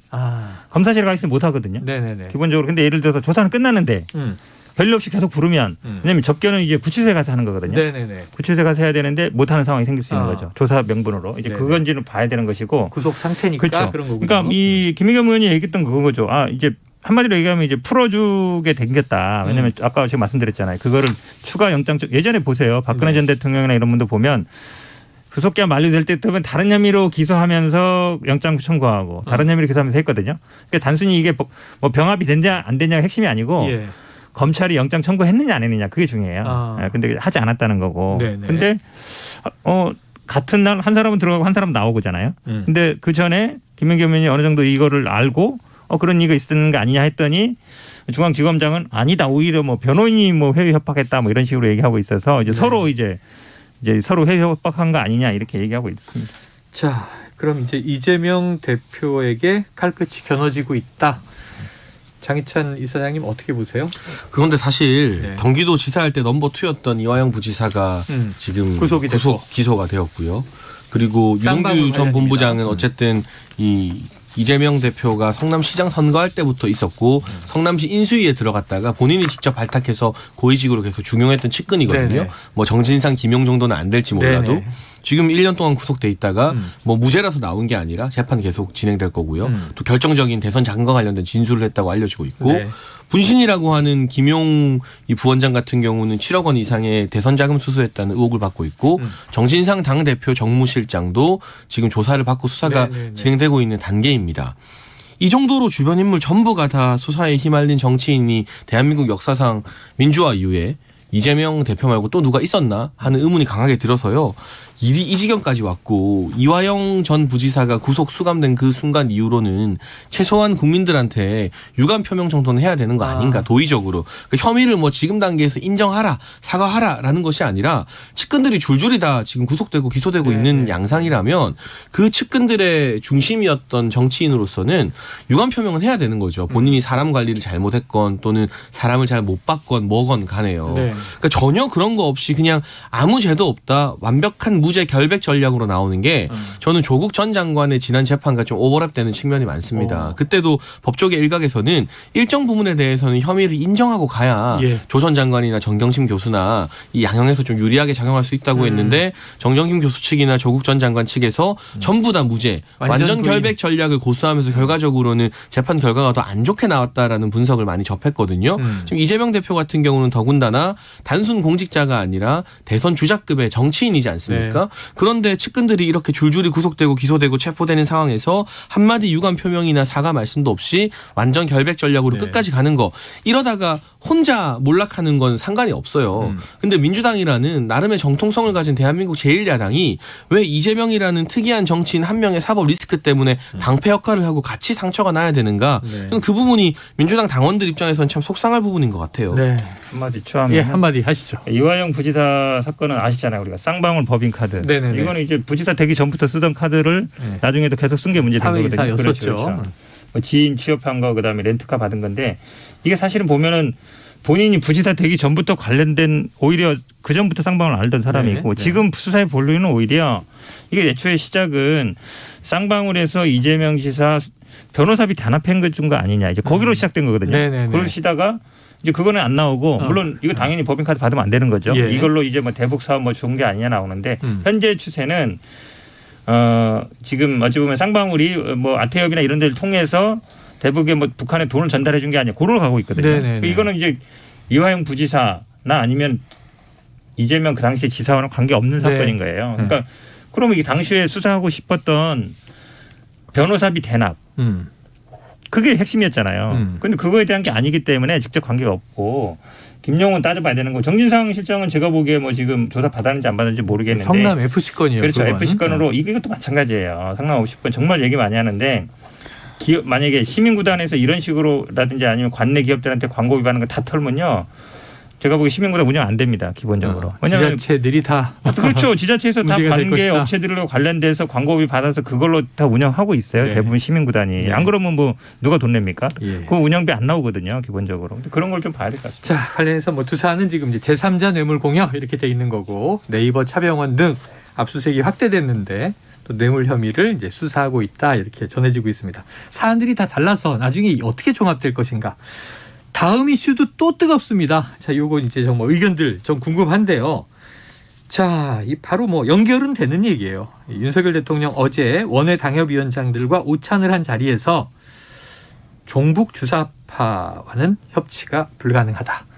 세 분에게 그냥 간단하게 물어볼게요. 이 대통령의 워딩 어떻게 듣고 평가를 하시는지. 이건 김준호 변호사님 먼저 여쭤볼게요. 좀 이상했어요. 이상하다? 네. 왜냐하면 야당 뭐 보수 정당의 연찬의 어떤 특정 일부 오피니언 리더가 이 정도 발언을 할 수 있다고 생각하는데 대통령께서는 이런 발언을 하면 안 된다고 생각하거든요. 왜 그러냐면 그럼 북한이랑은 어떻게 대화를 합니까? 그분들이 주사파인데 그렇잖아요.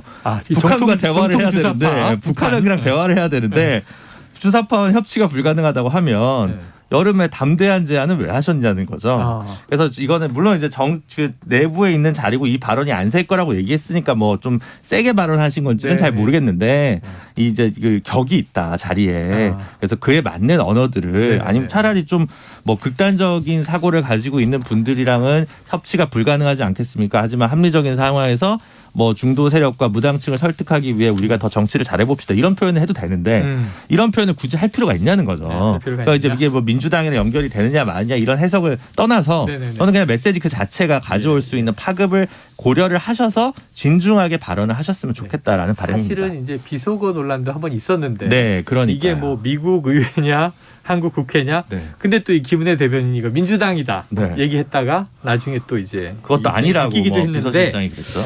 요거 민주당이냐 지금 하고 있는 저 현 부원장님 어떻게 들으셨습니까? 이게 협치라는 단어가 안 썼으면 협치 그런 얘기가 때문에 그렇죠. 만약에 예를 들어 종북 주사파 세력과는 뭐 타협이 없다. 대화가 종북 주사파는 뭐 척결해야 된다. 뭐 이렇게 얘기했으면 뭐 검사 출신 다운 발언이다 이렇게 얘기했을 텐데 이 협치라는 단어 때문이거든요. 협치는 사실은 야당과 하는 거잖아요. 그러면 인식에는 뭐냐면 민주당에는 종북 주사파 사람들이 있고 이 사람들은 협치가 안 되니까 이 척결해야 된다. 최근에 나오면 뭐 공산주의자 무슨 뭐 기쁨조 뭐 온갖 얘기 나오잖아요. 그거랑 이제 맥을 같이 하는 거거든요. 근데 저는 이런 얘기하고 싶어요. 사실은 진짜 주사파 진짜 김일성주의자들이 국민의힘에 있어요. 옛날에 정말 주사파 예전에 하던 분들 북한에서 넘어온 분도 있잖아요. 그 사람은 진짜 김일성주의자죠. 그다음에 예전에 주사파 운동 하던 분들 있죠. 주사파 운동 하던 진짜 골수 주사파이던 분도 있어요. 국회의원 분도 있는데 근데 그런 분들은 지금 한마디로 얘기하면 이제 다 전향했으니까 뭐 다 끝났다고 하는데 어떻게 알아요 그 사람이 전향 완전히 진심으로 했는지 안 했는지 다시 갈 수 있는 거 아니에요? 그러니까 쉽게 얘기하면 이 사고가 80년대 그냥 머물러 있는 거예요. 그냥 주사파에 있던 사람은 20대 때 주사파 있던 사람은 죽을 때까지 주사파인 것으로. 이게 사실 어찌 보면 저는 김문수 위원장도 보면서 이분 사고는 그냥 80년대에 머물러 있다고 보는데 그거랑 지금 윤석열 대통령의 인식이 똑같다고 봐요. 네. 자, 여기서 이제 입장이 다르실 수밖에 없는 장해찬 이사장님 어떻게 들으셨습니까? 그 종북 주사파 아니면 이 발언이 이렇게 찔리고 화날 이유가 있나요? 저는 뭐 아무렇지도 않거든요. 왜냐하면 제가 종북 주사파가 아니기 때문에. 그리고 이 발언이 나온 맥락을 좀 살펴봐야 되는데 갑자기 뜬금없이 종북 주사파와 협치 안 한다라는 것이 아니라 참석한 원외 당협위원장 중 한 사람이 질문을 던졌다고 합니다. 우리가 뭐 대화도 해야 되고 그러지만 지금처럼 북한의 도발이 이렇게 이 강화되고 있고 대한민국 국민들의 안전과 생명을 위협하고 있는 상황에서 어떻게 대처해야 하는 것이 맞느냐라는 식의 질문에 대한 답변 형태로 나온 것이고요. 지금 저는 이런 분들에 대해서는 좀 고민해 볼 필요가 있다고 생각해요. 예를 들면 실명 적시하지 않겠지만 북한이 이 개성의 연락사무소 우리 800억짜리 건물을 와르르 무너뜨리지 않았습니까? 그때 북한을 규탄하기는커녕 대포로 안 쏴서 다행이다. 뭐 이런 식의 발언을 하신 분이 민주당 유력 정치인 중에 있습니다. 이분들의 사상은 우리 국민들이 의문감을 가지고 좀 지켜볼 수밖에 없는 것이고 그렇지 않고 뭐 합리적인 중도라든가 북한과의 대화 노선을 중시하는 분들까지 우리가 종북 주사파로 평가하진 않죠. 제가 색깔론 별로 안 좋아하긴 합니다만 그럼에도 불구하고 뭐 색깔론 싫어서 아닌 걸 아니라고 말 못하는 건 더 아닌 거거든요. 예를 들면 신영복 선생이 아무리 감옥으로부터의 사색으로 국민께 사랑받은 작가라 하더라도 통역당 사건으로 무기징역을 선고받았고 그 이후에 3번의 진보 정부를 거치면서도 해당 사건에 대한 재심이나 결과 정정이 없었어요. 그럼 그분은 매우 위험한 사상을 가지고 국가 전복을 노렸던 이 죄인 출신인 것도 맞는 거예요. 그러니까 이 이야기를 한다고 제가 색깔론자나 강경보수 극우 취급을 받으면 안 되는 거거든요. 그러니까 그런 차원에서 윤석열 대통령이 원론적으로 하신 말씀이라고 이해합니다. 저는. 자, 대통령실에서도 이건 원론적인 답이었다. 그러니까 저는 북한이랑 대화도 해야 되니까 이 표현이 그분들은 주사파잖아요. 북한에 평양에 계신 분들은. 그리고 이 말을 살짝 바꾸면 북에 있는 사람들은 정통 주사파, 종북 주사파니까. 그게 다르다. 남한내에 있는 주사 세력 아니냐. 제가 주체사상 공부를 안 해서 생각이 짧았네. 얘기하는데 정치가 너무 수사하긴 해요. 김문수 위원장도 예전에 사회주의 운동 하던 분이에요. 처벌도 받았고. 본인은 전향 선언을 하셨죠. 전향 선언하면 다 끝이에요. 아니 뭐 전향 선언하면 다 것에 대해서는 해결되는 거는 인정해 줄 수 있죠. 사상이 왜냐하면 사실은 스스로 밝혔는데. 스스로 밝히든 말든 저는 전향이라는 건 본인의 그냥 생각이고 옛날 올드 클래시컬한 사회운동을 계속 하시는 분들 입장에서 보면 민주당에 가신 분들도 전향한 거라고 보거든요. 근데 이제 전향의 의미가 뭐 장해찬 이사장이 좀 다르실 수 있는데 강한 진보들의 입장에서는 민주당에만 가도 전향으로 본다. 그렇게 보기 때문에 저는 이 대화에서 어떻게 껴야 될지를 잘 모르겠어요. 오늘 시간이 다 됐는데 너무 아쉬운 게 이슈가 지금 많아요. 지금 이 국민의힘 당권 경쟁 장 이사장님 오셔서 이거 좀 깊이 이제 우리 전문가들하고 파보려고 했는데 그러니까 이 이야기가 재밌을 텐데 아쉽습니다. 이게 재밌는데 이거 다음 기회에 좀 시간 없어요? 몇 분 남지 않았나? 우리는 잘 몰라요. 장 이사장이 잘 알지. 지금 딱 끝났는데 그래요? 시간은 44분까지로 끝났습니다. 다음에 이 계속 진행될 이슈니까 다음에는 요 이슈를 먼저 다루는 걸로 장혜찬 이사장님께 예약을 걸어놓고 오늘 각설하고 시즌2 여기서 마무리하겠습니다. 야, 세 분 되니까 또 이게 또 나름 재미가 있네요. 나름 재밌네요. 다르네요. 자, 장혜찬 재단법인 청년재단 이사장, 현근택 민주연구원 부원장, 그리고 김준우 전 정의당 혁신위원이었습니다. 세 분 말씀 고맙습니다. 고맙습니다. Splish splash, I was taking a bath. Long about a Saturday night. Yeah. 점심 먹고 유쾌한 시사 디저트 한 입. 최영일의 시사본부. Well, I stepped out the tub and put my feet on the floor. I wrapped the towel around me and I opened the door. And then a splish. 네, 시사본부 이번 주는요. 이 청취자 여러분의 청취 의견을 문자로 받아서 추첨을 통해서 최영일 커피를 마구 쏘고 있습니다. 가을을 아직 좀 추워지고 있는데 그래도 아직은 가을의 끝자락을 좀 느끼고 누려보자 이런 의미입니다. 자, 이 코너 들으시면서 문자로 의견 주시는 청취자분들을 추첨을 통해서 쏘는 거고요. 짧은 문자 50원, 긴 문자 100원이 드는 샵 9730으로 의견 많이 전해주시기 바랍니다. 자, 저는 제일 중요한 코너예요. 매주 목요일에 만나는 경제본부. 지금 이 중차대한 경제가 정치 이슈들 때문에 뒤로 밀려 있습니다. 자, KBS 보도본부의 서영민 기자 나와 계십니다. 어서 오세요. 안녕하세요. 자, 오늘 딱 주제가 처음에 엔저. 네. 엔저. 그러면 우리가 원두저잖아요. 네네. 달러가 킥이니까. 네. 근데 엔저는 얼마나 심합니까? 원도 저지만 N은 더 저. 아, 더? 네. 그래서 저희 지금 환율 보시면 N1 환율을 보시면요. 네. 100N에 950원. 그러니까 1,000원이 안 됩니다, 지금. 많이 떨어졌네요. 네, 많이 떨어졌습니다. 일본 여행 가기 딱 좋은 네네. 때다 이런 말이 나옵니다. 이때 딱 또 일본이 네네. 관광의 문을 개방했잖아요. 맞습니다. 이런 타이밍. 자, 뭐 오전 한때 947원까지도 내려갔다. 어제. 네. 어제. 네. 그리고 이제 일본 여행 가기 좋은 때다 이런 얘기가 참 많이 나오고 있습니다. 그런데 이게 막 어느 정도로 어마어마한 건가 싶긴 한 게 네. 과거에 한 800원대도 있었잖아요. 이게 사실은 얼마 안 됐습니다. 한 5년 전에 한 805, 6, 70원 할 때가 있었거든요. 그때도 일본 여행 많이 갔던 것 같아요. 네. 근데 사실 그때랑 비교하면 지금이 뭐 그렇게 심각하냐라고 볼 수 있는데 사실 우리 원화 환율도 같이 떨어졌기 때문에 그렇긴 합니다. 네네. 그러면 N 달러 사이의 환율을 보면 어떡하냐. 네네. 지금 이게 국제 금융계 가장 큰 이슈입니다. 지금 영국은 지나갔고요. 네. 지금 N 보고 있습니다. 전부 다. 왜냐하면 달러당 150N 선을 터치할 것 같거든요. 150N이 거의 다 됐습니다. 지금 방금 전에 들어올 때 보니까 149.92, 93, 94, 95, 96 하고 있습니다. 지금. 오늘 중에 네. 150을 찍을 수 있다. 그런데 이렇게 되면 또 일본 중앙은행이 개입을 하기 때문에 가만히 있지 않는다. 정부가 개입을 하기 때문에 그러면 150을 보는 날은 조금 늦춰질 수 있다. 그러나 네네. 150을 보는 건 멀지 않은 일이다. 멀지 않은 일이다. 네. 결국은 이제 정부의 개입에도 불구하고 네. 근데 이렇게 우리가 정부의 개입 너무 쉽게 얘기하지만 네. 이 엄청난 통화가 시장과 사회를 도는 거잖아요. 맞습니다. 근데 여기서 뭐 엔저를 정부가 막겠다. 그러면은 N을 걷어들이든가 달러를 풀든가 두 가지 중에 하나인데. 맞습니다. 이게 뭐 정부가 얼마나 여력이 있다고. 그 좀 속도는 늦출 수 있다. 그 정도죠? 그러나 막을 수는 방향성을 막을 수는 없다. 이게 통념입니다. 네. 이게 약간 전 체감이 지금 되는 게 네. 우리나라 이게 원달러가 1,500원 되겠어? 하고 코웃음을 친 게 얼마 전이에요. 그러게요. 근데 지금 이게 너무너무 무서운 체감으로 다가오고 있는데 일본은 네. 이제 달러당 150엔 목전에 와 있다. 자, 그러면 이 150엔이라는 게 일본 입장에서 좀 풀어주세요. 얼마나 엄청난 수치예요? 역사 공부 조금만 하시죠. 네네, 경제 좋아요. 역사 공부. 네. 1985년 미국 플라자 호텔에서 한 합의가 있습니다. 미국뿐만 아니라 영국, 독일, 그때는 서독입니다. 네. 그리고 일본, 기타 등등 국가들, 주요 국가들이 모여서 환율에 관한 합의를 합니다. 이걸 우리는 플라자 합의라고 알고 있습니다. 호텔 이름을 딴 거예요? 네, 그렇습니다. 근데 이게 일본하고 서독이 그때 당시 워낙 수출을 많이 하고 미국은 죽어간다고 할 때입니다. 그래서 미국 경제 시대는 끝났다. 일본이 미국의 자리를 이어받는다. 뭐 이런 얘기 할 때입니다. 그때가. 지금은 너무 옛날 얘기지만. 그래서 너네 왜 이렇게 잘 나가냐. 수출이 너무 잘 되는데 독일하고 일본 두 나라에 대해서 너네 수출이 잘 되는 이유는 니네들이 환율을 조작해서야. 너네 통화 가치를 인위적으로 너무 싸게 만들어놨기 때문이니 앞으로 조금만 올리자.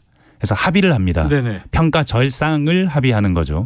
당시에 일본 엔화가 달러당 220에서 40엔 사이를 왔다 갔다 하고 있었는데 대략 한 10% 안팎으로 조정을 하자. 네네. 그러니까 200엔이나 190엔 정도는 보자라는 합의를 한 거예요. 네. 근데 그 합의는 오케이 해줬습니다. 예. 일본이 서독도 어느 정도 합의는 했고요. 근데 문제가 10%에서 끝나질 않았습니다.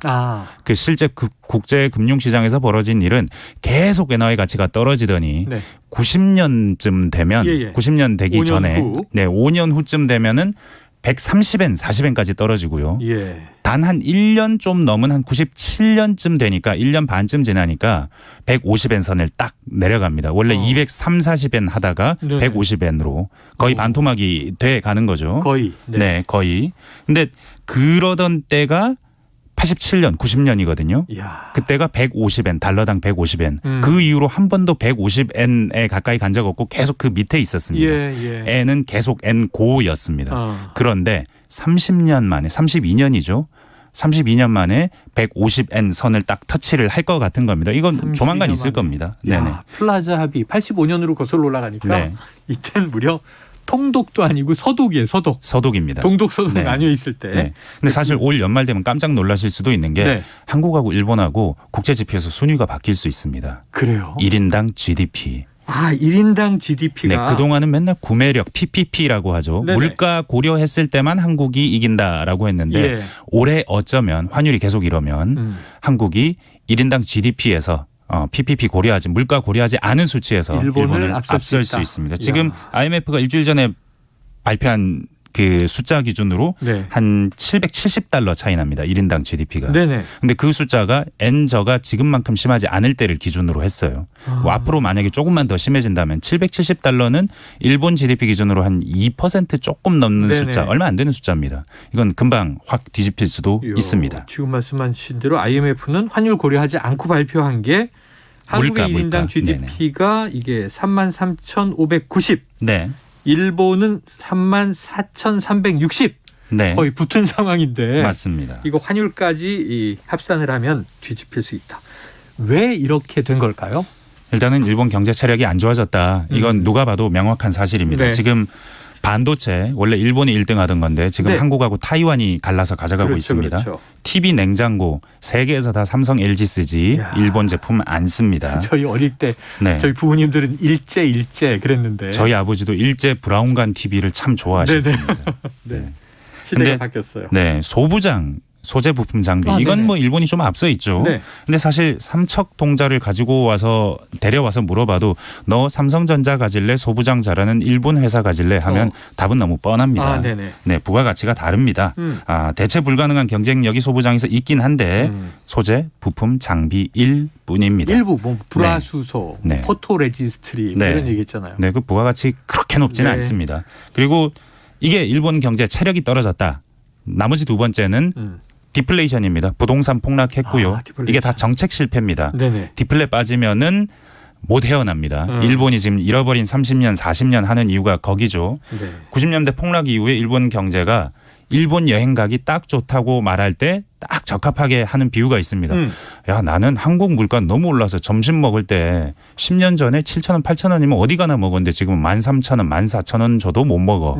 그런데 일본은 10년 전이나 지금이나 심지어 20년 전이라고 해도 점심은 700엔, 750엔, 800엔 우리 돈으로 8,000원이 안 되는 가격에 어디서든 먹을 수 있습니다.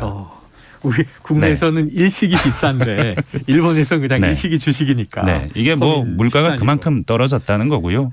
다른 마지막 하나는 일본이 원하기도 했습니다. 이거. 일본이 원했다? 네. 이건 아베노믹스라는 말 아시죠? 아베는 죽었지만 아베노믹스의 세계의 활이라는 정책이 있습니다. 세계의 활. 화살 하나는 이렇게 무릎으로 탁 대면 쉽게 부러지지만 세 개를 대면 안 부러진다. 그래서 세계의 활 정책이라고 하는데 금융 완화 정책. 재정 부양 정책을 쓰면 엔저가 올 것이다. 그리고 그때 세 번째 화살인 그 산업 경쟁력 강화를 하면 엔저와 산업 경쟁력 강화가 이렇게 결합된 8, 90년대 영광의 시절이 올 것이다라는 생각으로 계속 엔저를 유도했습니다. 돈을 풀고 정부는 부양책을 하고 그랬는데 그런 식으로 원한 것이기도 하긴 합니다. 지난주에 그 벤 버냉키 전 연준 의장이 노벨 경제학상 타니까 옛날에 그 헬리콥터 벤이라고 양적 완화 주장했던 그 생각이 확 났는데 그거 일본 보고 한 얘기입니다. 이 아베도 지금 이게 별명이 윤전기 아베. N을 막 찍어내겠다. 돈 뿌리겠다. 맞습니다. 그랬었잖아요. 그런 이 또 원했던 점도 있다. 자, 물론 이 1인당 소득이 한일 간에 역전된다면 우리는 뭐 이 기분이 좋은 거잖아요. 뭔가 이겼다. 그거니까.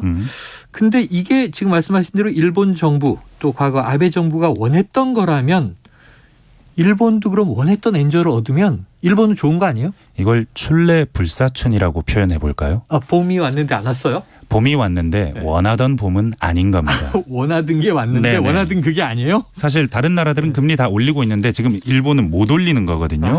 이게 지금 일본 경제 체질이 너무 떨어져서 그리고 일본 정부 부채가 너무 많아서 250% 이러니까 우리는 50%밖에 안 됩니다. 근데 게다가 더 큰 문제는 이게 엔저가 왔는데도 수출이 그렇게 막 좋지 않은 겁니다.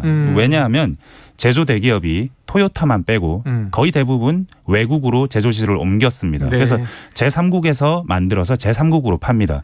엔화하고는 관계없는 산업이 돼버리는 겁니다. 그렇게 되면. 나머지 하나는 기업 수익이 일본 열도 안으로 안 들어온다는 거. 해외에서 팔아서 번 돈 이거 엔화로 가지고 와야 엔화가 평가가 높아지는데 근데 안 가지고 들어옵니다. 왜냐하면 엔저가 계속되고 계속해서 엔이 내려가는 걸 보이는데 바꾸는 순간 그때부터 손해거든요. 돈을 달러를 엔으로 바꾸는 순간. 그래서 안 바꾸는 거죠. 세 번째는 지금 공급망 악화 때문에 물가가 오르니 수입 물가가 오르니 엔저까지 결합되니까 일본 내에서 살기가 너무 고통스러운 겁니다. 네, 이런 정도. 자, 이제 한국 뒤집힐 수 있다. 타이완도 뒤집혔다. 일본 내 우려 목소리들이 있는데 그런데 이제 일본 석학 중에 우리나라와 일본 비교하는 학자들이 꽤 있었잖아요. 네, 일본은 가난해지고 한국은 부자가 되고 그런 있다. 얘기 했었죠. G7 자리를 한국한테 뺏겨도 일본은 할 말이 없다. 일본 안에서 팩트 폭격하는 석학들이 꽤 있었고 대표적인 사람이 노구치 유키오 히토스바 시대 교수입니다. 기억나네요. 게다가 뭐 이미 한일 GDP 역전됐을 수 있다고 했는데 이제는 그런 사람 여러 사람입니다. 네. 그런데 지금 이제 이 얘기를 들으면서도 걱정은 뭐냐 하면 지금 일본이 정부가 뭐 손 쓸 수 있는 방법이 없다. 근데 이제 일본의 잃어버린 20년 얘기는 참 오래됐는데 우리가 지금 일본 모델 따라가는 거 아니냐 하는 우려가 있잖아요. 어떻게 보세요? 그 얘기는 나중에 한 번 더 할 기회가 있다면 좋겠지만 인구 구조, 산업 구조 다 비슷하지만 가지 않는다. 대표적으로 사람들이 하는 말이 일본 사람들과 우리나라 사람들이 기업하는 방식이 다르고 문화가 다르고 기업이 발전해온 역사가 최근 들어서 많이 달라졌다. 우리는 굉장히 모험지향적이게 됐고 일본은 전혀 그렇지 않다. 이런 얘기가 있는데 이 얘기는 다음에 하시고요. 이렇게 급해지니까 일본이 지금 일본 중앙은행도 구두 개입 의사를 내비치고 있고 지금의 엔저는 우리가 원하던 엔저가 아니다. 사실은 구로다 일본 중앙은행 총재가 이 엔저의 주범이라면 주범입니다. 아베와 함께 아베에 발맞추던 사람인데 지금 이거 좀 우려할 만한 수준이다라고 말하고 나섰습니다. 와타나베 부인이라고도 했는데 그 일본 위기 때마다 일본으로 돌아오는 돈, 그 돈이 지금 없다고 합니다. 이건 좀 다음에 저희가 2탄 3탄 이어가야 될 것 같습니다. 오늘도 아주 공부가 됐습니다. 자, 서 기자님 고맙습니다. 감사합니다. 지금까지 KBS 보도본부 서유민 기자와 경제본부 함께했고요. 시사본부 오늘 준비한 내용 여기까지입니다. 커피 당첨자분들은 시사본부 홈페이지를 참조해 주십시오. 저는 내일 낮 12시 20분에 돌아옵니다. 청취해 주신 여러분 고맙습니다.